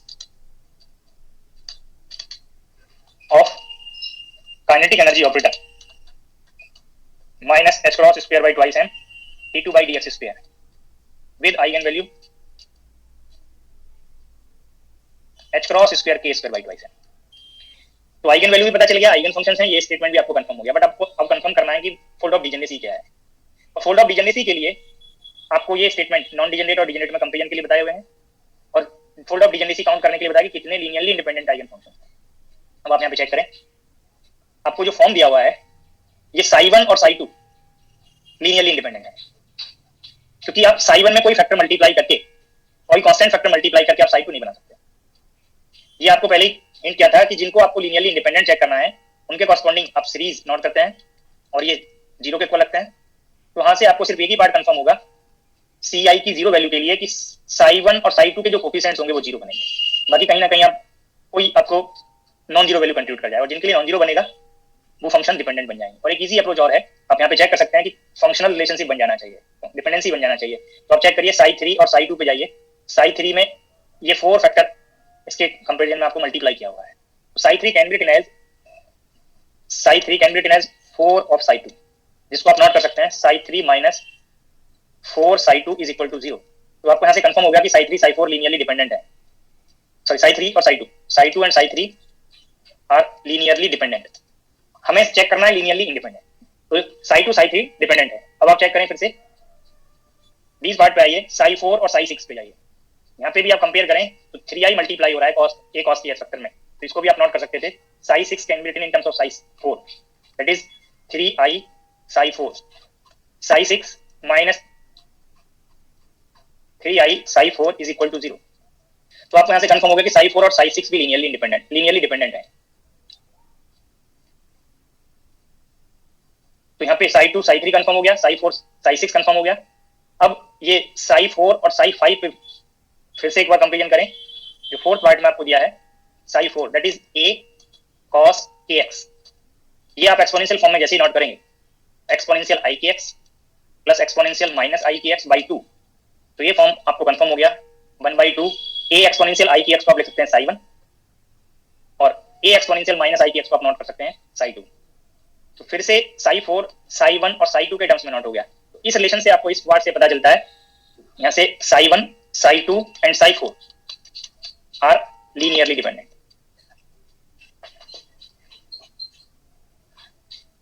fifth पे आपको पता चल रहा है यहाँ पे, जब आप साई 5 को जो साइन के एक्स फॉर्म दिया है उसको फिर से एक्सपोनेंशियल फॉर्म में कन्वर्ट करेंगे, तो आपको ये कंफर्म रहेगा कि 1/2i साई 1 माइनस साई 2। तो यहाँ से आपको पता चल गया कि Sai 1 psi 2 Sai 5 linearly dependent है। अगर आप साई 1 साई 2 पे जाएं तो साई 1 में सम फैक्टर मल्टीप्लाई करके आप साई 2 नहीं बना सकते हैं, साई 2 में कुछ मल्टीप्लाई करके आप साई 1 नहीं बना सकते हैं। तो यहाँ पे ऐसे ही कॉस में कुछ फैक्टर मल्टीप्लाई करके साइन नहीं बना सकते, बट आपको यहाँ पे चेक करेंगे तो कॉस साई 1 साई 2 पे डिपेंडेंट है। तो maximum number of linearly independent 6 function के सेट में या तो साई 1 साई 2 है, साई 1 साई 2 लीनियरली इंडिपेंडेंट है। जब ये साई 1 साई 2 लीनियरली इंडिपेंडेंट हो गए तो यहाँ से चेक करिए साई 4 और साई 5 बीच पे डिपेंडेंट आ रहा है। अगर ये आपने इंडिपेंडेंट कंसीडर किया तो यहाँ पे मैक्सिमम नंबर कितना बना 2 लीनियरली इंडिपेंडेंट फंक्शन है। अब आप ये भी चेक कर सकते हैं कि साई 4 एंड साई 5 ये लीनियरली इंडिपेंडेंट है, क्योंकि कॉस में कोई फैक्टर मल्टीप्लाई करके साइन नहीं बना सकते। बट जैसे ही आप बीस को लीनियरली इंडिपेंडेंट लेंगे psi 4 and psi 5 are linearly independent.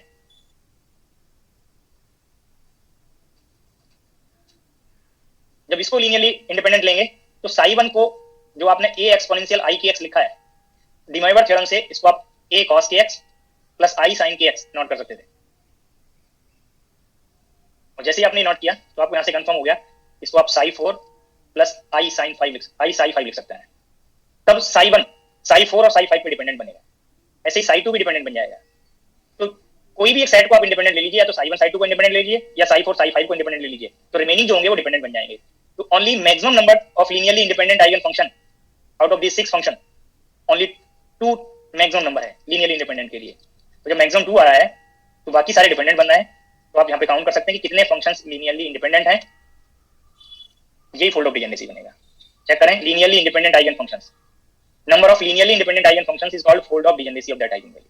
तो आपको ये 6 आइगन फंक्शन के सेट से मैक्सिमम नंबर, चॉइस अलग हो सकती है, जब आप psi 1 psi 2 को इंडिपेंडेंट लेंगे तो बाकी सारे functions psi 3 psi 4 psi 5 and psi 6 ये लीनियरली डिपेंडेंट बन जाएंगे psi 1 एंड psi 2 पे।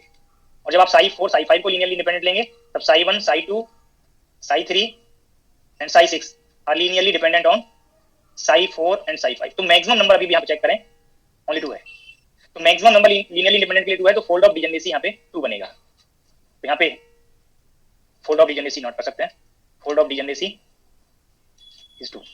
कैसे 2 है वो आपको कंफर्म होगा, जिनको डाउट रहा हो, जिन्होंने 4 बताया 2 से डिफरेंट था, सभी को कंफर्म हो जाना चाहिए। कोई डाउट तो नहीं किसी को?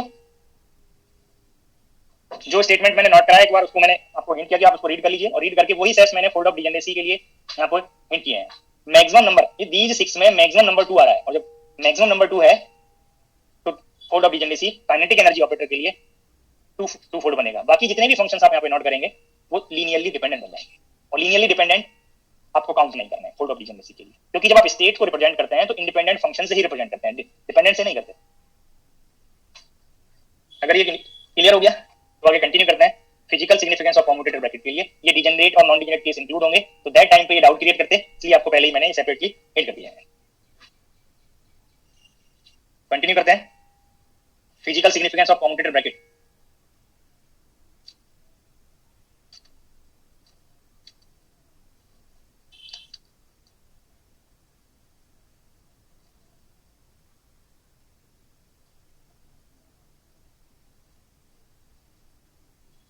If 2 operators commute, अगर कम्यूट करेंगे तो प्रोडक्ट में जो आप ऑर्डर ले रहे थे, ऑर्डर चेंज करने से रिजल्ट अनचेंज रहेगा। जो आपको मैंने कम्यूटेटर ब्रैकेट यहाँ पे हिंट किया, तो ये ऑर्डर अगर आप चेंज करेंगे प्रोडक्ट का ऑर्डर तो रिजल्ट सेम आएगा, और सेम आने से डिफरेंस बनेगा 0, और 0 होने से ये आपको कम्यूटेटर ब्रैकेट की वैल्यू 0 बन जाएगी। तो if 2 operators commute then commutator bracket of these 2 operators,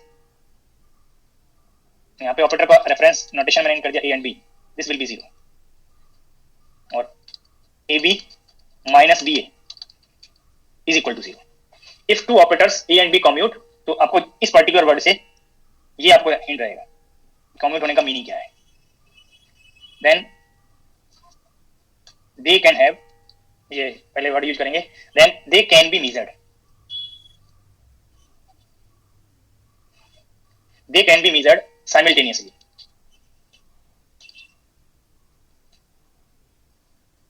They can be measured simultaneously to arbitrary accuracy.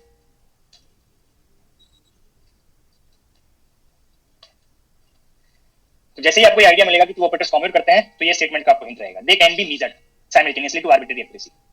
और क्वांटम मैकेनिक्स में आप मेजरमेंट करते हैं आइगन फंक्शन से, ऑपरेटर का एक्शन फंक्शन पे अप्लाई करते हैं, अगर वो आइगन फंक्शन है तो रिजल्ट आपको आइगन वैल्यूज बनते हैं।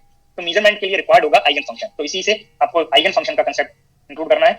ये स्टेटमेंट हो या जो और करके मैं स्टेटमेंट इन कर रहा हूं, ये कम्यूटेटर ब्रैकेट 0 आपको दीज स्टेटमेंट सिग्निफाई करेगा। दे कैन, एक ही वर्ड आप नोट कर लें, दे कैन बी मेजर्ड साइमल्टेनियसली का अनदर मीनिंग आप नोट करेंगे, they can have complete set of simultaneous eigen function.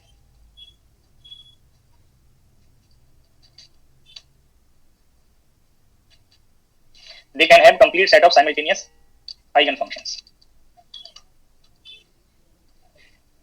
एक और स्टेटमेंट यहाँ पे नोट करेंगे, थोड़ा रिकॉल करें, जब आप लोग मैट्रिसेस पढ़ते हैं तो मैट्रिक्स के आइगन वैल्यूज फाइंड करने के लिए आप मैट्रिक्स को डायगोनलाइज करते हैं। तो ऐसे ही ऑपरेटर को मेजर करने के लिए भी आप ऑपरेटर को एक तरह से डायगोनलाइज करेंगे। अगर कोई ऑपरेटर मैट्रिक्स फॉर्म में है तो उसके पॉसिबल आइगन वैल्यूज क्या होंगी, उसके पॉसिबल रिजल्ट ऑफ मेजरमेंट क्या होंगे किसी स्टेट के लिए, वो आइगन वैल्यू से आइडिया मिलेगा। और आइगन वैल्यू फाइंड करने के लिए आपको ऑपरेटर को डायगोनलाइज करना है, मैट्रिक्स को डायगोनलाइज करना है। तो यही आप डायगोनलाइज वर्ड के कॉरस्पॉन्डिंग सेंटेंस आप नोट कर सकते हैं। They can be diagonalized, they can be diagonalized simultaneously। तो जैसे ही आपको कम्यूटेटिविटी कंडीशन का आइडिया मिलेगा कि टू ऑपरेटर्स कम्यूट करते हैं तो ब्रैकेट वैल्यू 0, और इसके 0 होने से आपको 3 डिफरेंट स्टेटमेंट्स मैंने नोट कराए, बट उसका मीनिंग आपको क्वांटम मैकेनिक्स में सेम मीनिंग है कि आपको दीज ऑपरेटर्स के साइमल्टेनियस मेजरमेंट का आइडिया मिलेगा कि आप मेजर कर सकते हैं या नहीं कर सकते हैं। अगर कम्यूटेटर ब्रैकेट 0 है तो आप मेजर कर सकते हैं सेम टाइम पे विद 0 अनसर्टेनिटी, आर्बिट्री एक्यूरेसी। तो ये मेजरमेंट के लिए फंक्शन चाहिए या डायगोनलाइज करना है आपको, तो ये इसी के पार्ट हैं जो आपको नोट करा दिए हैं। और ये मेजरमेंट का कांसेप्ट कहां से आया, ये एक पार्ट आपको पहले भी शायद सजेस्ट किया होगा जब हाइजेनबर्ग अनसर्टेनिटी प्रिंसिपल मैंने डिस्कस किया था, तो मैं उसी को फिर से मैं रेफरेंस ले रहा हूं।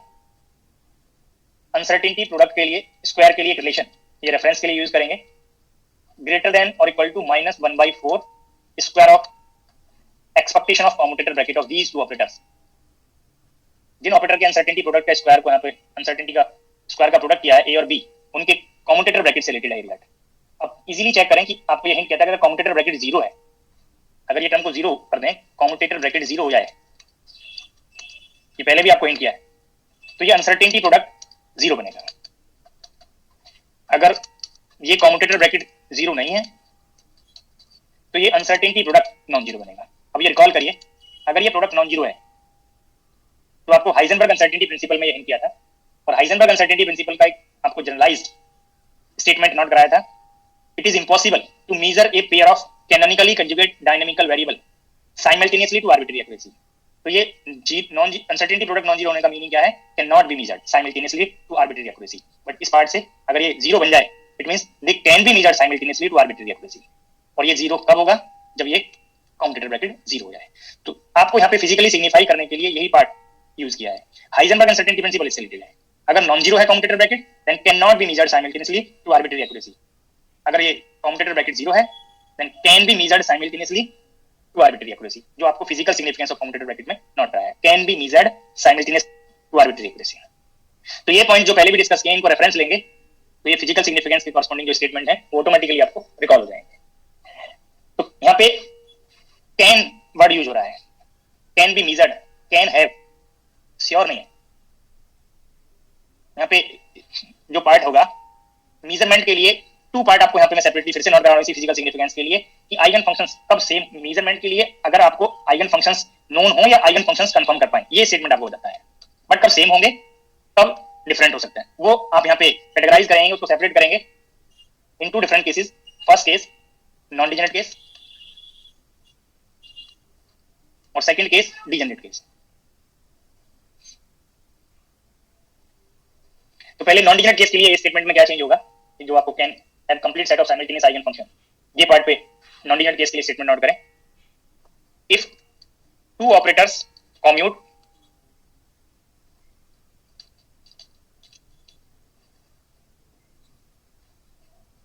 से आपको ये हिंट हो गया, ये पार्ट 0 बनेंगे। If 2 operators A and B commute then each eigen function और these 2 ऑपरेटर में से कोई भी एक ऑपरेटर के आइगन फंक्शन की हम बात कर रहे हैं, then each eigen function of an operator with non degenerate eigen value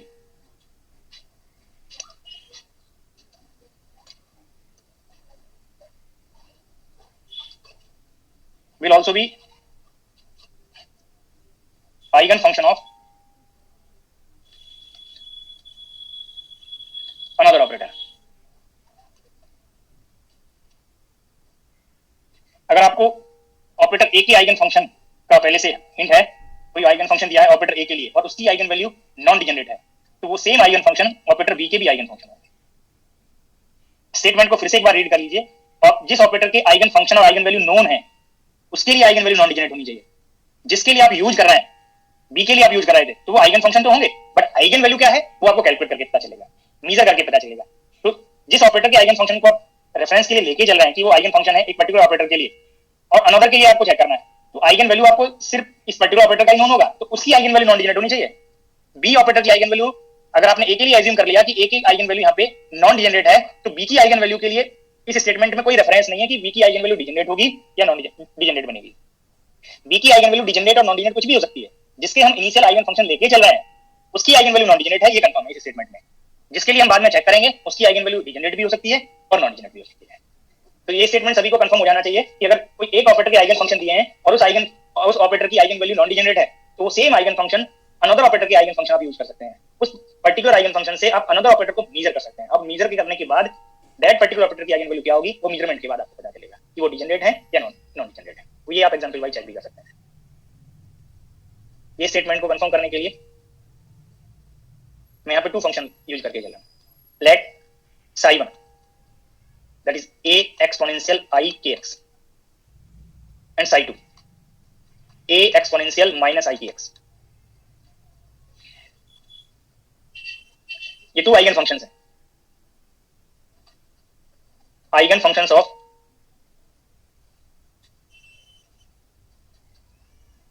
linear momentum operator. Plane wave linear momentum का आइगन फंक्शन होता है, ये आपको पहले से हिंट किया हुआ है, minus i h cross d by d x one dimension के लिए। डीज की आइगन वैल्यूज क्या हैं ये डिस्कस करना होगा या सभी को कंफर्म है आइगन वैल्यूज? डीज गिवन आइगन फंक्शंस के लिए psi1 psi2 के लिए लीनियर मोमेंटम ऑपरेटर की आइगन वैल्यूज क्या होंगी वो कंफर्म कराना है या सभी को पता है? पता है सर। सर पता है sir. With corresponding eigen values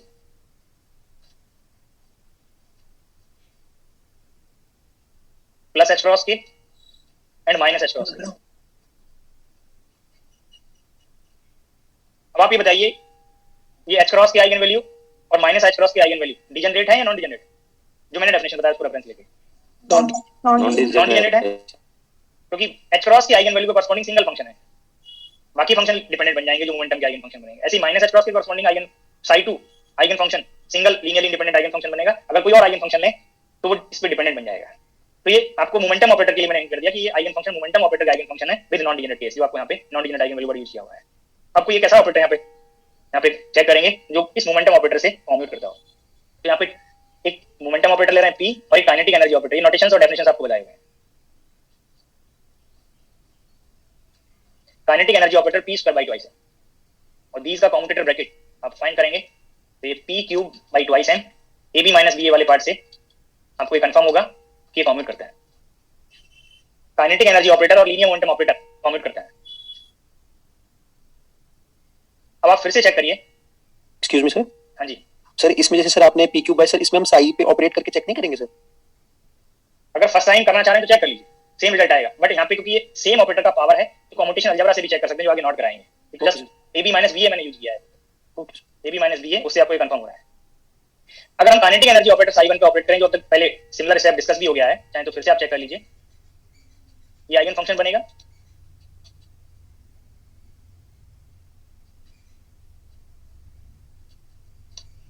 अभी psi1 से लेके psi6 तक काइनेटिक एनर्जी ऑपरेटर के लिए आपको रेफरेंस दिया था। ये सिमिलर स्टेप वहां पे कंफर्म हुआ है। तो आप चेक करिए psi1 psi2 मोमेंटम के आइगन फंक्शन एज्यूम किए थे, same eigen function kinetic energy operator के मेजरमेंट के लिए आप यूज कर सकते हैं। यही स्टेटमेंट आपको कहता है। If two operators commute, then each eigenfunction of an operator with non-degenerate eigenvalue will also be the eigenfunction of another operator. आपने एज्यूम किया ये जो आइगन फंक्शन है वो नोन है पहले से किसके लिए? मोमेंटम के लिए। इसकी आइगन वैल्यू नॉन डिजेनरेट है। अब ये same eigen function kinetic energy operator के भी आइगन फंक्शन है, बट आपको ये ऑपरेटर का एक्शन psi1 psi2 पे कंप्लीट करके ऑपरेट करके आपको पता चल रहा कि इसकी आइगन वैल्यू क्या है। जैसे आपको मैंने यहाँ पे कंफर्म कराया कि psi1 psi2 kinetic energy operator के भी आइगन फंक्शन है।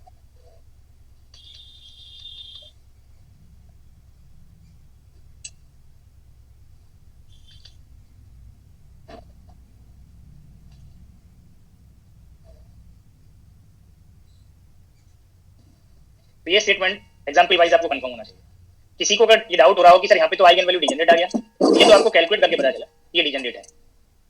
सेकंड ऑपरेटर जिसके लिए आइगन फंक्शंस नोन है उसका आइगन वैल्यू स्टेटमेंट में मैंने नॉन डिजेनरेट बताया है, उसी का आइगन वैल्यू मैंने नॉन डिजेनरेट यूज किया है। अनदर ऑपरेटर के आइगन वैल्यू पे कोई ऐसा स्टेटमेंट में रेफरेंस नहीं है कि वो श्योरली नॉन डिजेनरेट होगा, श्योरली डिजेनरेट होगा। वो डिजेनरेट भी आ सकता है, नॉन डिजेनरेट भी आ सकता है। तो इससे कोई डाउट नहीं होना चाहिए कि डबली डिजेनरेट है।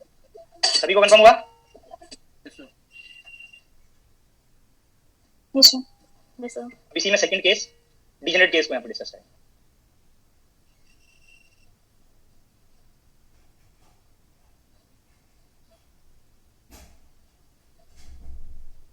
डिजेनरेट केस को नोट कराने से पहले एग्जांपल वाइज चेक कर लेते हैं। ये कम्यूटेटर ब्रैकेट को रेफरेंस लेके चलेंगे। काइनेटिक एनर्जी ऑपरेटर और लीनियर मोमेंटम ऑपरेटर कम्यूट करते हैं। ये कम्यूटेटर ब्रैकेट अभी आपको कंफर्म कराया 0 है। अब यहाँ पे डिजेनरेट केस के लिए मैं यहाँ पे 2 फंक्शन का सेट लेके चलता हूँ। पहले इसमें भी फर्स्ट डिजेनरेट केस में भी फर्स्ट एग्जांपल मैंने यहाँ पे एज्यूम किया, लेट psi1 एंड psi2 डीज के फॉर्म सेम रखे जो लास्ट एग्जांपल में थे, a exponential ikx, psi2 a exponential minus ikx, b eigen function of kinetic energy operator. पहले लीनियर मोमेंटम के एज्यूम किए थे, अब की बार काइनेटिक एनर्जी ऑपरेटर के लिए एज्यूम करें, क्योंकि यहाँ पे डिजेनरेट केस को एक्सप्लेन करना है।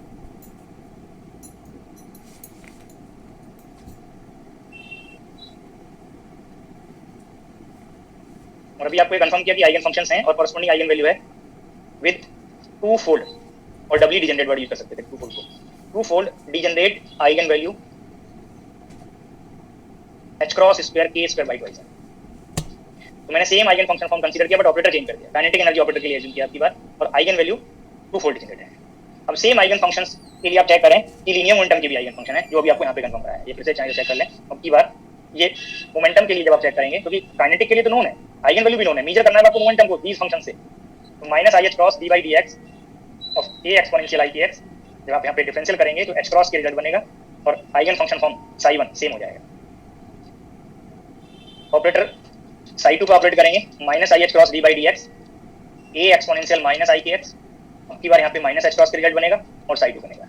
It means psi1 that is a exponential i k x and psi2 a exponential minus ikx are eigen function of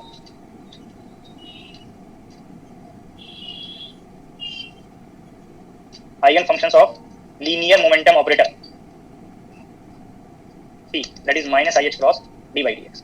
तो यहाँ पे आइगन फंक्शन है, वो नॉन लीनियर केस में भी आइगन फंक्शन बन रहे थे, बट इसी में अगर हम सेकंड एग्जांपल लें, मैंने आइगन फंक्शन का फॉर्म चेंज कर दिया, लेट psi1, चाहे तो आप यहाँ पे डिफरेंट नंबर भी चेंज कर सकते थे, a cos kx and psi2 a sin kx, let psi1 and psi2 be eigen functions of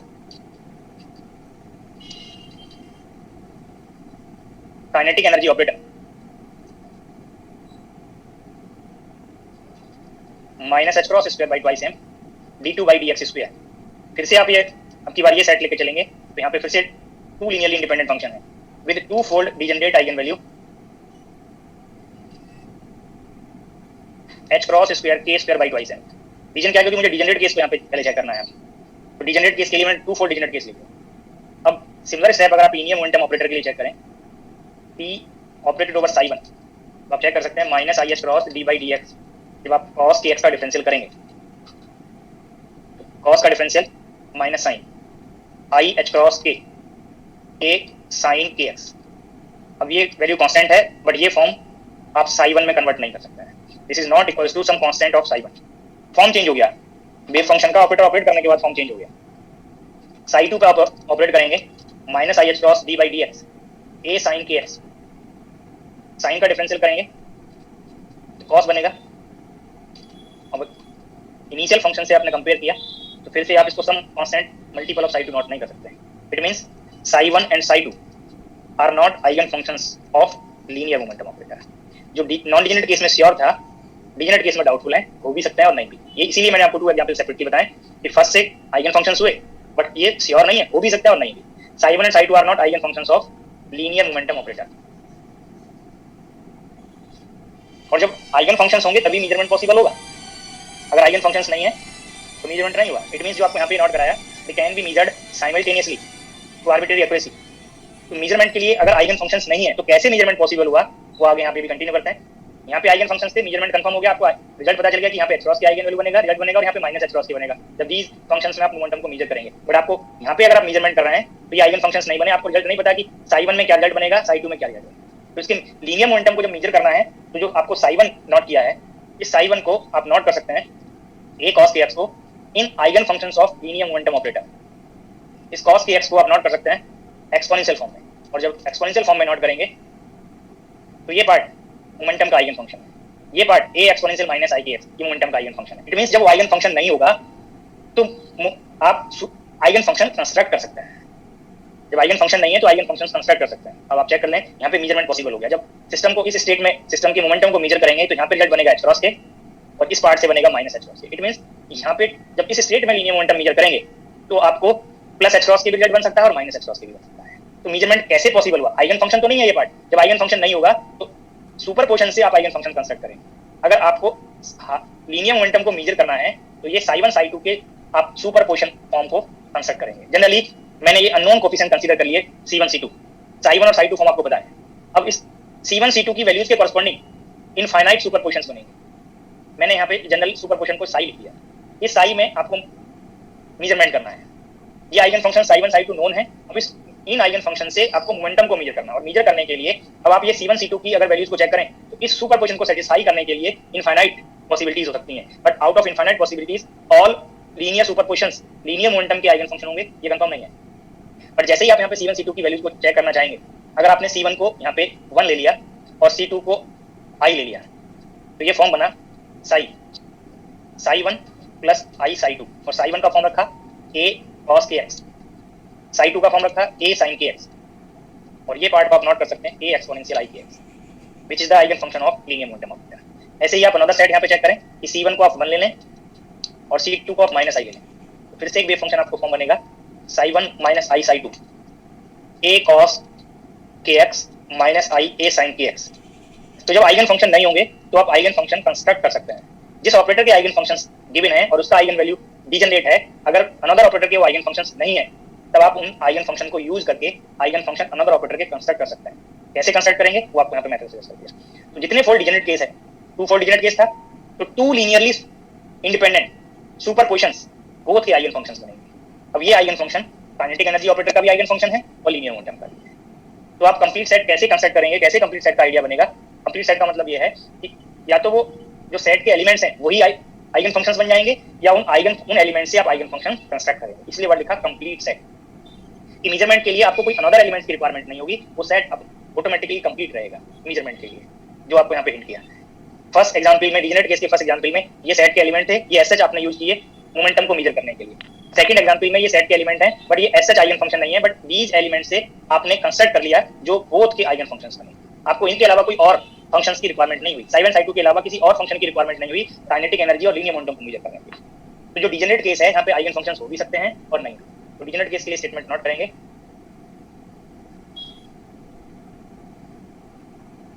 If 2 operators commute,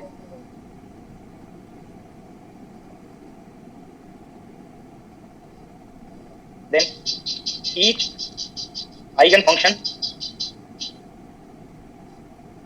of an operator with degenerate eigenvalue may or may not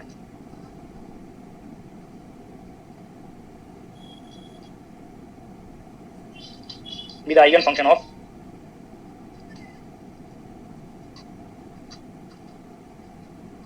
another operator।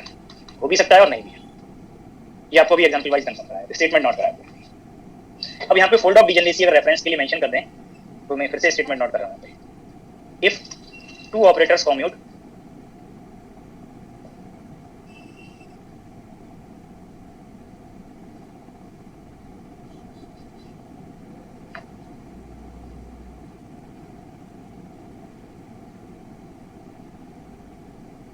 then if 2 operators commute then out of infinite, जहां पे आपको hint किया कि C1 C2 की infinite values इस condition को satisfy करेंगी, out of infinite linear सुपरपोजिशंस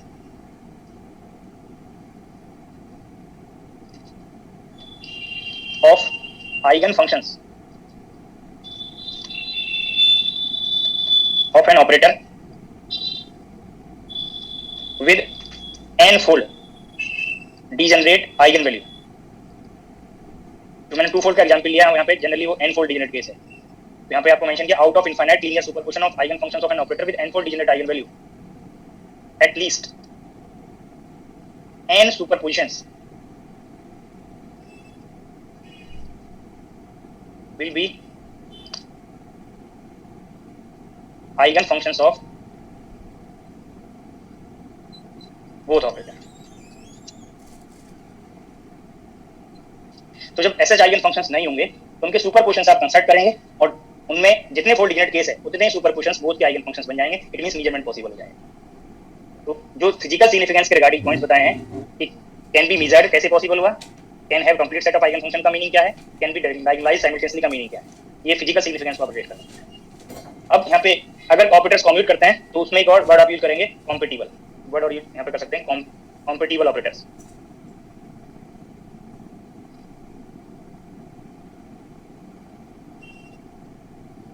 word different है बट मीनिंग सेम रहेगा। Compatible operators, if operators commute and they are said to be compatible operators।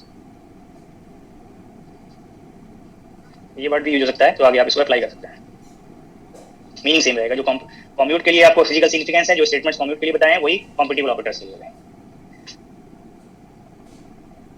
तो डिजेनरेट नॉन डिजेनरेट कंडीशन के corresponding statement क्या है, कैसे आप अनदर ऑपरेटर को मेजर करेंगे, वो आपको यहाँ पे 20 पॉइंट नोट करा के आपको डिस्कस कर दिया है। कैसे आप फर्स्ट प्रिंसिपल मेथड से कम्यूटेशन ब्रैकेट फाइंड करेंगे, तो आपको कम्यूटेटर ब्रैकेट का डेफिनेशन डिस्कस किया था, AB is equal to AB minus BA। ये आपको बेसिक डेफिनेशन था। अभी एक commutator bracket kinetic energy operator और लीनियर मोमेंटम ऑपरेटर के लिए यूज भी किया। जब कम्यूटेटर ब्रैकेट नोन होगा ऑपरेटर्स के लिए तब उसके हायर पावर के लिए फंक्शंस के लिए अप्लाई कर सकते हैं। बट अगर फर्स्ट टाइम आपको कोई कम्यूटेटर ब्रैकेट फाइंड करना है किन्हीं भी ऑपरेटर्स के लिए, अगर कोई और मेथड आपको सजेस्ट नहीं हो रहा है तो इस मेथड से किन्हीं भी ऑपरेटर्स के कम्यूटेटर ब्रैकेट को फाइंड कर सकते हैं। ए और बी के एक्शन के कॉरस्पॉन्डिंग आप इसको फंक्शन को ऑपरेट कराएंगे। ए बी माइनस बी ए ये प्रोडक्ट डेफिनेशन यूज करेंगे, साई पे ऑपरेट करेंगे और ये एक्शन इंक्लूड करने के बाद साई का कोएफिशिएंट कंपेयर करेंगे बोथ साइड से, तो कम्यूटेटर ब्रैकेट आपको फाइंड हो जाएगा।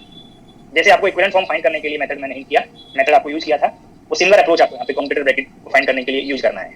सपोज हम यहाँ पे 2 ऑपरेटर्स यूज कर रहे हैं, ए को आप ले रहे हैं पोजीशन और बी को आप ले रहे हैं मोमेंटम, और मोमेंटम ऑपरेटर पोजीशन स्पेस में आप डिफाइन करते हैं minus i h cross d by d x one dimension part के लिए। तो ये पोजीशन स्पेस में आपको यहाँ पे फाइंड करा रहा हूँ। कुछ पॉइंट मैंने स्टार्टिंग में डिफरेंट लेक्चर्स में सजेस्ट किए हैं, उनको आप रिकॉल करेंगे। तो एक्स और पी पोजीशन स्पेस में आपको फाइंड करना है। तो x p minus p x आप यहाँ पे साई पे ऑपरेट करेंगे, फंक्शन ऑफ एक्स पे ऑपरेट करेंगे। अब आपको यहाँ पे डिपेंडेंसी से एक्शन से साई का डिपेंडेंसी कंफर्म होगा। एक्स एस एच एक्स का नेचर मल्टीप्लिकेटिव है, पी का nature minus i h cross d by d x differential nature है। ये साई यहाँ पे आप ऑपरेट करें, साई पे ऑपरेट करें। बट यहाँ पे जब पी को यूज करेंगे तो minus i h cross d by d x, और ये डिफरेंशिएशन आप इस एक्स का भी करेंगे और साई का भी आपको डिफरेंशिएट करना है। ये minus i h cross constant है, एक्स लेफ्ट में है, राइट में D psi by d x. अब ये minus minus plus i h cross, अब यहाँ पे डिफरेंशियल करेंगे, एक्स कांस्टेंट है, differentiation of Sai, Sai constant differentiation of x that is 1। अब ये टर्म कैंसिल आउट हो गया। अब आपने ऑपरेटर का एक्शन कंप्लीट कर दिया और बोथ साइड से साई का कोएफिशिएंट आप कंपेयर करेंगे तो आपको पोजीशन और मोमेंटम ऑपरेटर का कम्यूटेटर ब्रैकेट कंफर्म हो जाएगा, that is I h cross. और आप लोगों ने जो भी क्वांटम मैकेनिक्स का बुक थोड़ा ऑपरेशन और पीजी लेवल पे ये फाइंड भी किया होगा। 1 मिनट थोड़ा पेशेंस रखेंगे, मैं सेम ऑपरेटर्स के लिए कम्यूटेटर ब्रैकेट डिफरेंट स्पेस में फिर से आपको हिंट कर रहा हूँ, जिससे आपको ये कंफर्म है कि जिस स्पेस में ये स्टेटमेंट मैंने हिंट किया पहले कि चाहे जिस स्पेस में कैलकुलेट करें, सेम ऑपरेटर्स के लिए कम्यूटेटर ब्रैकेट स्पेस चेंज करने से अनचेंज रहेगा। अब मैं सेम रिजल्ट को पोजीशन और मोमेंटम ऑपरेटर्स के लिए कम्यूटेटर ब्रैकेट मोमेंटम स्पेस में आपको हिंट कर रहा हूँ। मोमेंटम स्पेस के लिए आपको ये हिंट किया था कि पोजीशन का जो नेचर है वो i h cross del by del p form बनेगी और मोमेंटम का नेचर मल्टीप्लिकेटिव है, जो पी ऑपरेटर है वो मल्टीप्लाई करना है। Commutator of x and p function of phi function of momentum, phi पे आप ऑपरेट करेंगे, डिफरेंट नोटेशन ले लिया फंक्शन के लिए, पहले पोजीशन का फंक्शन था, अब की बार यहाँ पे मोमेंटम का फंक्शन बनेगा। तो i h cross del upon del p, या पहले प्रोडक्ट फॉर्म ओपन कर लें, x p minus p x operated over function of momentum x i h cross del upon del p, momentum as multiplicative nature in momentum space, तो p और phi का operator, और यहाँ पे P का nature multiplicative है और x को i h cross del upon del p रखेंगे तो फाई का differentiation, i h cross constant है और यहाँ पे प्रोडक्ट के कॉरस्पॉन्डिंग डिफरेंशिएशन करेंगे, p constant differentiation of phi plus phi constant differentiation of p is 1, और यहाँ पे minus i h cross, p left में है, differentiation of phi with respect to momentum. अब ये टर्म कैंसिल आउट हो गए, तो आपको यहाँ पे कंफर्म हो गया, ऑपरेटर का एक्शन आपने इंक्लूड कर लिया और जो फंक्शन आपने एज्यूम किया था अब उसका बोथ साइड से कोएफिशिएंट कंपेयर किया, एक्स और पी ऑपरेटर का कम्यूटेटर ब्रैकेट, पोजीशन में भी आई एच क्रॉस आया, मोमेंटम में भी आई एच क्रॉस आया। ये आपको पहले ही सजेस्ट किया था कि स्पेस चेंज होने से कम्यूटेशन ब्रैकेट के रिजल्ट अनचेंज है। तो कैसे फर्स्ट प्रिंसिपल मेथड से फाइंड करेंगे कि नहीं भी टू न्यू ऑपरेटर्स के लिए कम्यूटेटर ब्रैकेट, ये मेथड आपको मैंने सजेस्ट कर दिया। आपकी चॉइस है पोजीशन स्पेस में या मोमेंटम स्पेस में, जहां पे आपको इजी लगे फाइंड कर सकते हैं। अब जब ऑपरेटर्स का कम्यूटेटर ब्रैकेट आपको नोन हो गया, अब उनके फंक्शंस के लिए, ऑपरेटर के फंक्शंस के लिए कम्यूटेशन ब्रैकेट का रिजल्ट कैसे फाइंड करेंगे, उनके लिए आप कम्यूटेशन अलजेब्रा यूज करेंगे, जो नेक्स्ट लेक्चर में डिस्कस करेंगे। तो जो लेक्चर में आपको थ्योरी पार्ट डिस्कस करना था वो कंप्लीट हो गया। किसी को कोई डाउट पूछना है तो पूछ सकते हैं।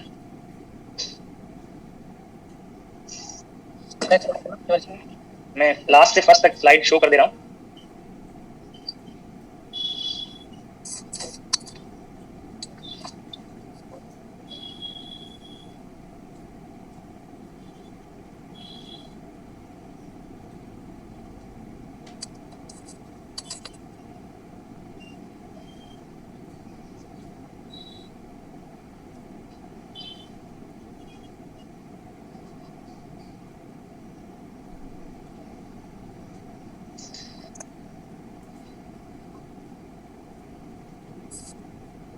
सर हाँ जी सर, ये जो कॉम्पिटिशन है ना सर, इसमें हम बोलते हैं दो ऑपरेटर्स के लिए डिफाइन करते हैं सर। जी सर फिर हम साइमल्टेनियस आइगन फंक्शंस निकालते हैं सर, डायगोनलाइज करके। हाँ जी सर दो से ज्यादा नहीं हो सकते सर कि हम सर Operators? वही। हाँ सर। ऑपरेटर्स तो कितने भी हो सकते हैं, बट जो मेथड है, जिन मान के चलिए आपको 10 ऑपरेटर्स दिए हैं, यस सर। उनमें से कौन कॉम्यूट करते हैं उनके लिए आप पेयर सेलेक्ट करते जाइए। पहले फर्स्ट सेकंड को चेक किया, फिर फर्स्ट थर्ड को, फिर फर्स्ट फोर्थ को, ऐसे ही आप 1 से लास्ट तक चेक कर लें, फिर सेकंड थर्ड, सेकंड फोर्थ, ऐसे ही आप बहुत सारे पेयर्स बना सकते हैं। ठीक है सभी सर। को चेक कर सकते हैं। Okay sir. सर हाँ जी सर हमने जो वो वाला केस लिया था जिसमें हमने कंस्ट्रक्ट किया था हाँ जी C1 C2 की वैल्यू लेके, सर उसमें जो हमने जब पहली वाली मतलब काइनेटिक एनर्जी निकाले तो हमें वो एग्जिस्ट कर रहा, मतलब आइगन फंक्शन था वो उसके लिए, बट मोमेंटम के लिए नहीं था। तो सर जब हमने उसके लिए कंस्ट्रक्ट किया तो सर उसको फिर आइगन फंक्शन तो नहीं बोल सकते ना, उसमें मोमेंटम का नहीं बोल जस्ट सकते। मेजरेबल है इतना ही बोल सकते हैं कि मतलब नहीं, अब आप ये बताइए, साई 1 साई 2 आइगन फंक्शंस नहीं थे, बट ये आप चेक करिए, इसको मैंने साई, इस नोटेशन को Yes, sir. साई 1 डैश कर दिया और इसको साई 2 डैश कर दिया। अब ये बताइए ये आइगन फंक्शन है कि नहीं है? Yes sir. तो हम साई 1 अब तो है सर, बट साई 1 और साई 2 तो साई 1 साई 2 को मैंने कब कहा कि वो आइगन फंक्शन है? अगर आइगन फंक्शन होते तो मैं कंस्ट्रक्ट ही क्यों करता? वो तो आप डाउट क्रिएट कर रहे हो Yes, sir. आप खुद के लिए ना। मैंने तो नहीं बताया ऐसा कि वो आइगन फंक्शन है, वो तो मैंने फर्स्ट एग्जांपल में बताया ए में, ठीक है। Yes, बी में मैंने कब कहा कि साई 1 साई 2 मोमेंटम के आइगन फंक्शन है? मैंने तो नहीं कहा। और जब आइगन फंक्शन नहीं होंगे तो हम कैसे मेजर करेंगे? नहीं सर, मेजर करने की रिक्वायरमेंट है। अब यहाँ से Sorry, sir. सुपर पोर्शन में मैंने C1 C2 की लाइक दिस वैल्यू सेलेक्ट की और ये साई 1 डैश और साई 2 डैश कंस्ट्रक्ट कर लिए। अब इस कंस्ट्रक्ट करने से ये फॉर्म बन गए। तो इन आइगन फंक्शन में आप चेक करिए, काइनेटिक एनर्जी के भी आइगन फंक्शन है, ये मोमेंटम के भी हैं, तो दोनों मेजर हो गए या नहीं हो गए सेम टाइम पे? Yes sir. मैं सर साई 1 डैश और साई 2 डैश के बारे में पूछा था कि इनको हम आइगन फंक्शन बोलेंगे ना सर फिर तो। साई 1 साई 2 को नहीं कहते, साई 1 डैश और साई 2 डैश को कहेंगे, ठीक है। अब आप ये स्टेटमेंट जो मैंने नोट कराए हैं, ये आप नोट करके एक बार रीड भी करा करिए, यहाँ साफ साफ लिखा हुआ है, ये चेक करिए, n superpositions will be eigen functions of both operators, लिखा है। Yes sir. क्या डाउट है बताइए? नहीं सर, क्लियर हो गया सर। नेक्स्ट किसी को कुछ पूछना है? Excuse me. हाँ जी हेलो हाँ जी बोलिए। सर, जो हमने C1 C2 की वैल्यू लिया हमने, हाँ जी, वो सर अपनी चॉइस से लिया क्या? हमें आइगन फंक्शंस फाइंड करना है। आइगन फंक्शंस फाइंड करने के लिए हम क्या करते हैं, ऑपरेटर को ऑपरेट कराएं, तो वहां से आपको C1 C2 की वैल्यूज कंफर्म हो जाएंगी। कोई भी नॉन सुपरपोजिशंस फाइंड करेंगे तभी तो आपको आइगन फंक्शंस नोन होगा। उसके फाइंड करने के डिफरेंट वे हो सकते हैं। आपको मोमेंटम के आइगन फंक्शन का फॉर्म नोन था ना, नोन था तो मैंने ये डायरेक्ट यूज कर लिए। बाकी तो आप इस फॉर्म पे, इस साई पे आप जिस ऑपरेटर के लिए चेक करना चाह रहे हैं, साई 1 का फॉर्म रखिए, साई 2 का फॉर्म रखिए और उस ऑपरेटर को इस साई पे ऑपरेट कर दीजिए। ऑपरेट करेंगे और वो आइगन फंक्शन है तो ये फॉर्म सेम आएगा ना साई का। जब फॉर्म सेम आएगा तो अब ये C1 कोफिशिएंट और C2 कोफिशिएंट को आप कंपेयर कर सकते हैं। क्लियर हुआ? हाँ जी सर। ठीक है ना, क्योंकि फॉर्म मैंने पहले ये मोमेंटम के लिए आइगन फंक्शन का फॉर्म मोर टाइम डिस्कस हो गया, इसलिए इसको रेफरेंस के लिए यूज कर लिया कि मुझे ये फॉर्म बनाना है मोमेंटम के आइगन फंक्शन के लिए। तो यहाँ पे मैंने C1 C2 चॉइस में ले लिया। बाकी तो आप ऑपरेटर ऑपरेट करके फंक्शन फॉर्म सेम रख के C1 C2 की वैल्यू फाइंड कर सकते हैं। और पूछना है किसी को?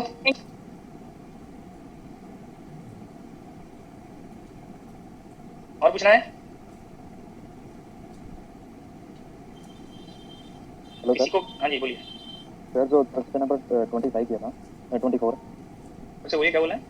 क्वेश्चन नंबर 24 जो पेज नंबर 24 पे क्वेश्चन नंबर 2 किया था हाँ जी बोलिए। सर, उसमें जो थर्ड टर्म थी वो कैसे आई मेरे समझ नहीं आ रही।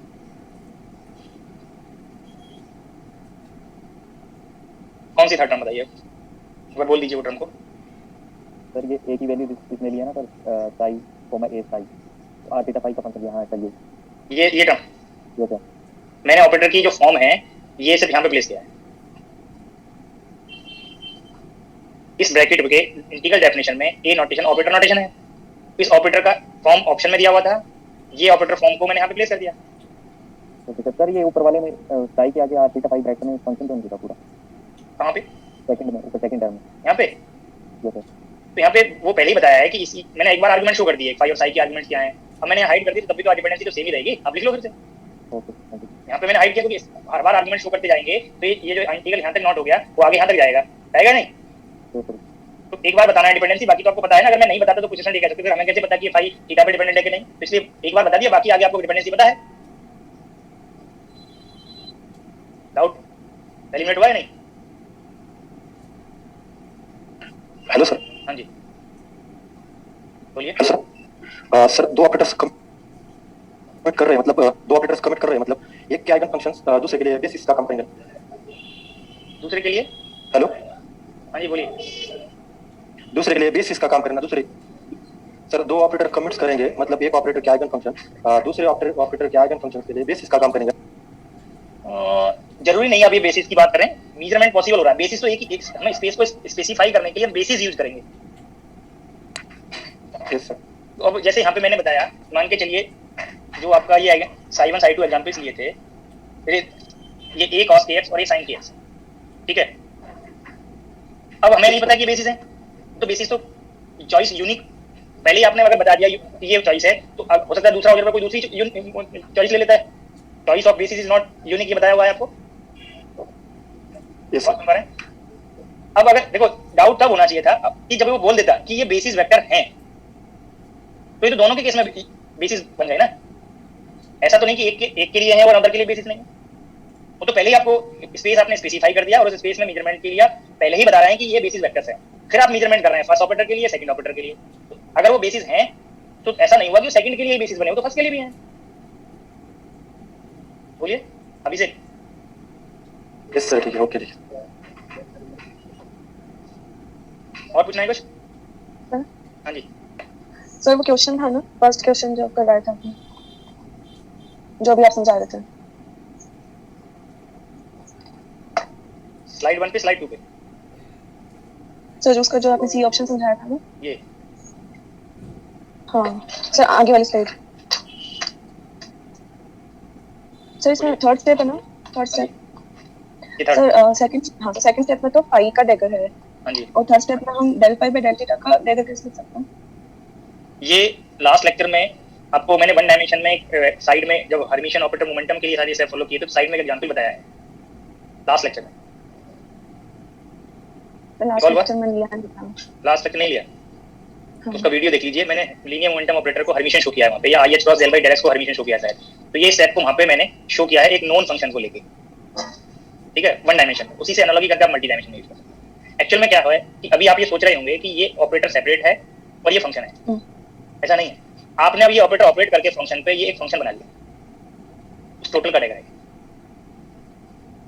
क्लियर हुआ? ओके सर, ओके सर, बाकी आप वीडियो देख लेंगे तो शायद आपको और क्लियर हो जाए। Okay sir. Excuse me sir, हाँ जी वो जो आपने बताया था वो इसके लास्ट साइड सेकंड। हाँ जी हाँ जी सर, तो सर ये जो आपने बताया था सर जीरो तो जो मैक्सिमम लिमिट लेते हैं, मैक्सिमम नहीं, एक्सट्रीम लिमिट। एक्सट्रीम लिमिट, तो सर क्या बताया था सर? ये देखो ये तो मैंने सब पहले जो लेक्चर थे उन्हीं में बता दिया है सब पार्ट। अब वन डायमेंशन में ही बता दिया था तो डाउट नहीं होना चाहिए। मैंने ये कहा कि अगर हम पार्टिकल का मोमेंटम मेजर कर रहे हैं तो क्या मोमेंटम हम ये थोड़ा थिंक करें, कोई पार्टिकल मोशन कर रहा है, अब वो क्वांटम मैकेनिक्स थोड़ी देर के लिए छोड़ दीजिए। छोड़ आप दीजिए। उसको बिना इंटरेक्ट किए क्या आप उसका मोमेंटम मेजर कर सकते हैं? No sir. उसको आपको अपोजिट डायरेक्शन में फोर्स अप्लाई करके जिस डायरेक्शन वो मोशन कर रहा है उसको स्टॉप करना पड़ेगा। जितने फोर्स पे वो स्टॉप होगा तो उसके इक्विवेलेंट आपको पता चलेगा इतना मोमेंटम। क्लियर हुआ? तो Yes. आपको एक तरह से यहाँ पे मैंने हिंट किया कि जब हम कोई इन्फॉर्मेशन ले रहे हैं क्वांटम मैकेनिकल सिस्टम फंक्शन से फाई साई से, ये फंक्शन फाई साई से आपको इन्फॉर्मेशन लेना है तो हम तभी ले सकते हैं। एक तरह से ये मान रहे हैं कि यहाँ पे हम बाउंड पार्टिकल लेके चल रहे हैं, क्योंकि जितनी भी रियलिस्टिक सिस्टम है, जो फिजिकल एक्सेप्टेबल वेव फंक्शन की कंडीशन जो स्टार्टिंग में बताई वो किसी रियल सिस्टम को रेफरेंस लेके बताई गई है। और रियल सिस्टम कोई भी quantum mechanical real system infinity तक एक्सटेंड नहीं कर सकता है। इट मींस वो कहीं ना कहीं पार्टिकल एक लिमिटेड स्पेस में होगा, बाउंड होगा। और जब बाउंड पार्टिकल है तो पार्टिकल के एक्सट्रीम पॉइंट्स पे जो फंक्शन की वैल्यू है वो जीरो जाएगा। जब ये फाई और साई सेपरेटली जीरो जाएंगे तो इंटीग्रेशन बाई पार्ट से आपको लैग्रेंज टर्म्स बनेंगे, फाई डैगर साई का प्रोडक्ट, साई डैगर फाई का प्रोडक्ट। समटाइम ये प्रोडक्ट बनेंगे phi dagger del psi by del x, कहीं आपको बनेगा psi dagger del phi by del x. ये प्रोडक्ट फॉर्म बनेंगे। तो इनमें कोई एक टर्म भी जीरो है तो ये प्रोडक्ट वैल्यू क्या बनेगी? जीरो बनेगी। जीरो हो जाएगा। और यही मैंने आपको सजेस्ट किया कि जब भी इंटीग्रेशन बाई पार्ट्स करें इस तरह की प्रॉब्लम्स में तो फर्स्ट टर्म को जीरो कर दीजिए। क्लियर हुआ? Yes. और यहाँ मल्टी डायमेंशन एक पॉइंट और सजेस्ट किया था कि मैं ये नहीं करा कि ये कंफर्मली ये टर्म ही जीरो है, मैंने ये नहीं बताया। ये इंटीग्रेशन आर और थीटा फाई सब पे करने के बाद एक्सट्रीम लिमिट्स पे श्योरली जीरो बन जाएगा। अगर आपको फिर भी ये कंफर्म करना हो तो कोई नॉन सिस्टम पे जाइए, 3 डायमेंशन में आर थीटा फाई में आप हाइड्रोजन एटम का वेव फंक्शन पड़ता है, हाइड्रोजन एटम के किसी एक स्टेट के वेव फंक्शन को रेफरेंस लीजिए और ये स्टेप फॉलो कर दीजिए। ये इंटीग्रल पार्ट पे चले जाइए तो आपको पता चलेगा कि ये आर थीटा फाई पे इंटीग्रल करने के बाद ये प्रोडक्ट श्योरली जीरो बन जाएगा। ओके सर, ठीक है सर, थैंक यू सर। और पूछना है किसी को? सर ये फाई डी फाई डिफरेंट है ना? फिर से बोलिए, आवाज नहीं आई। ये फाई डैगर और डी फाई ये दोनों अलग हैं।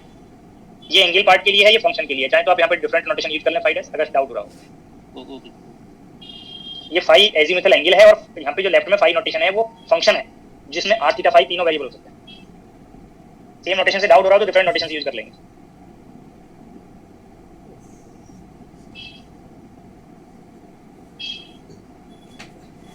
और पूछना है किसी को?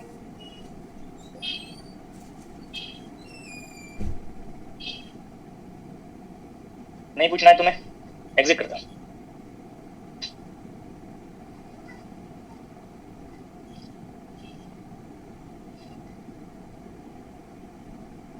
Thank you sir.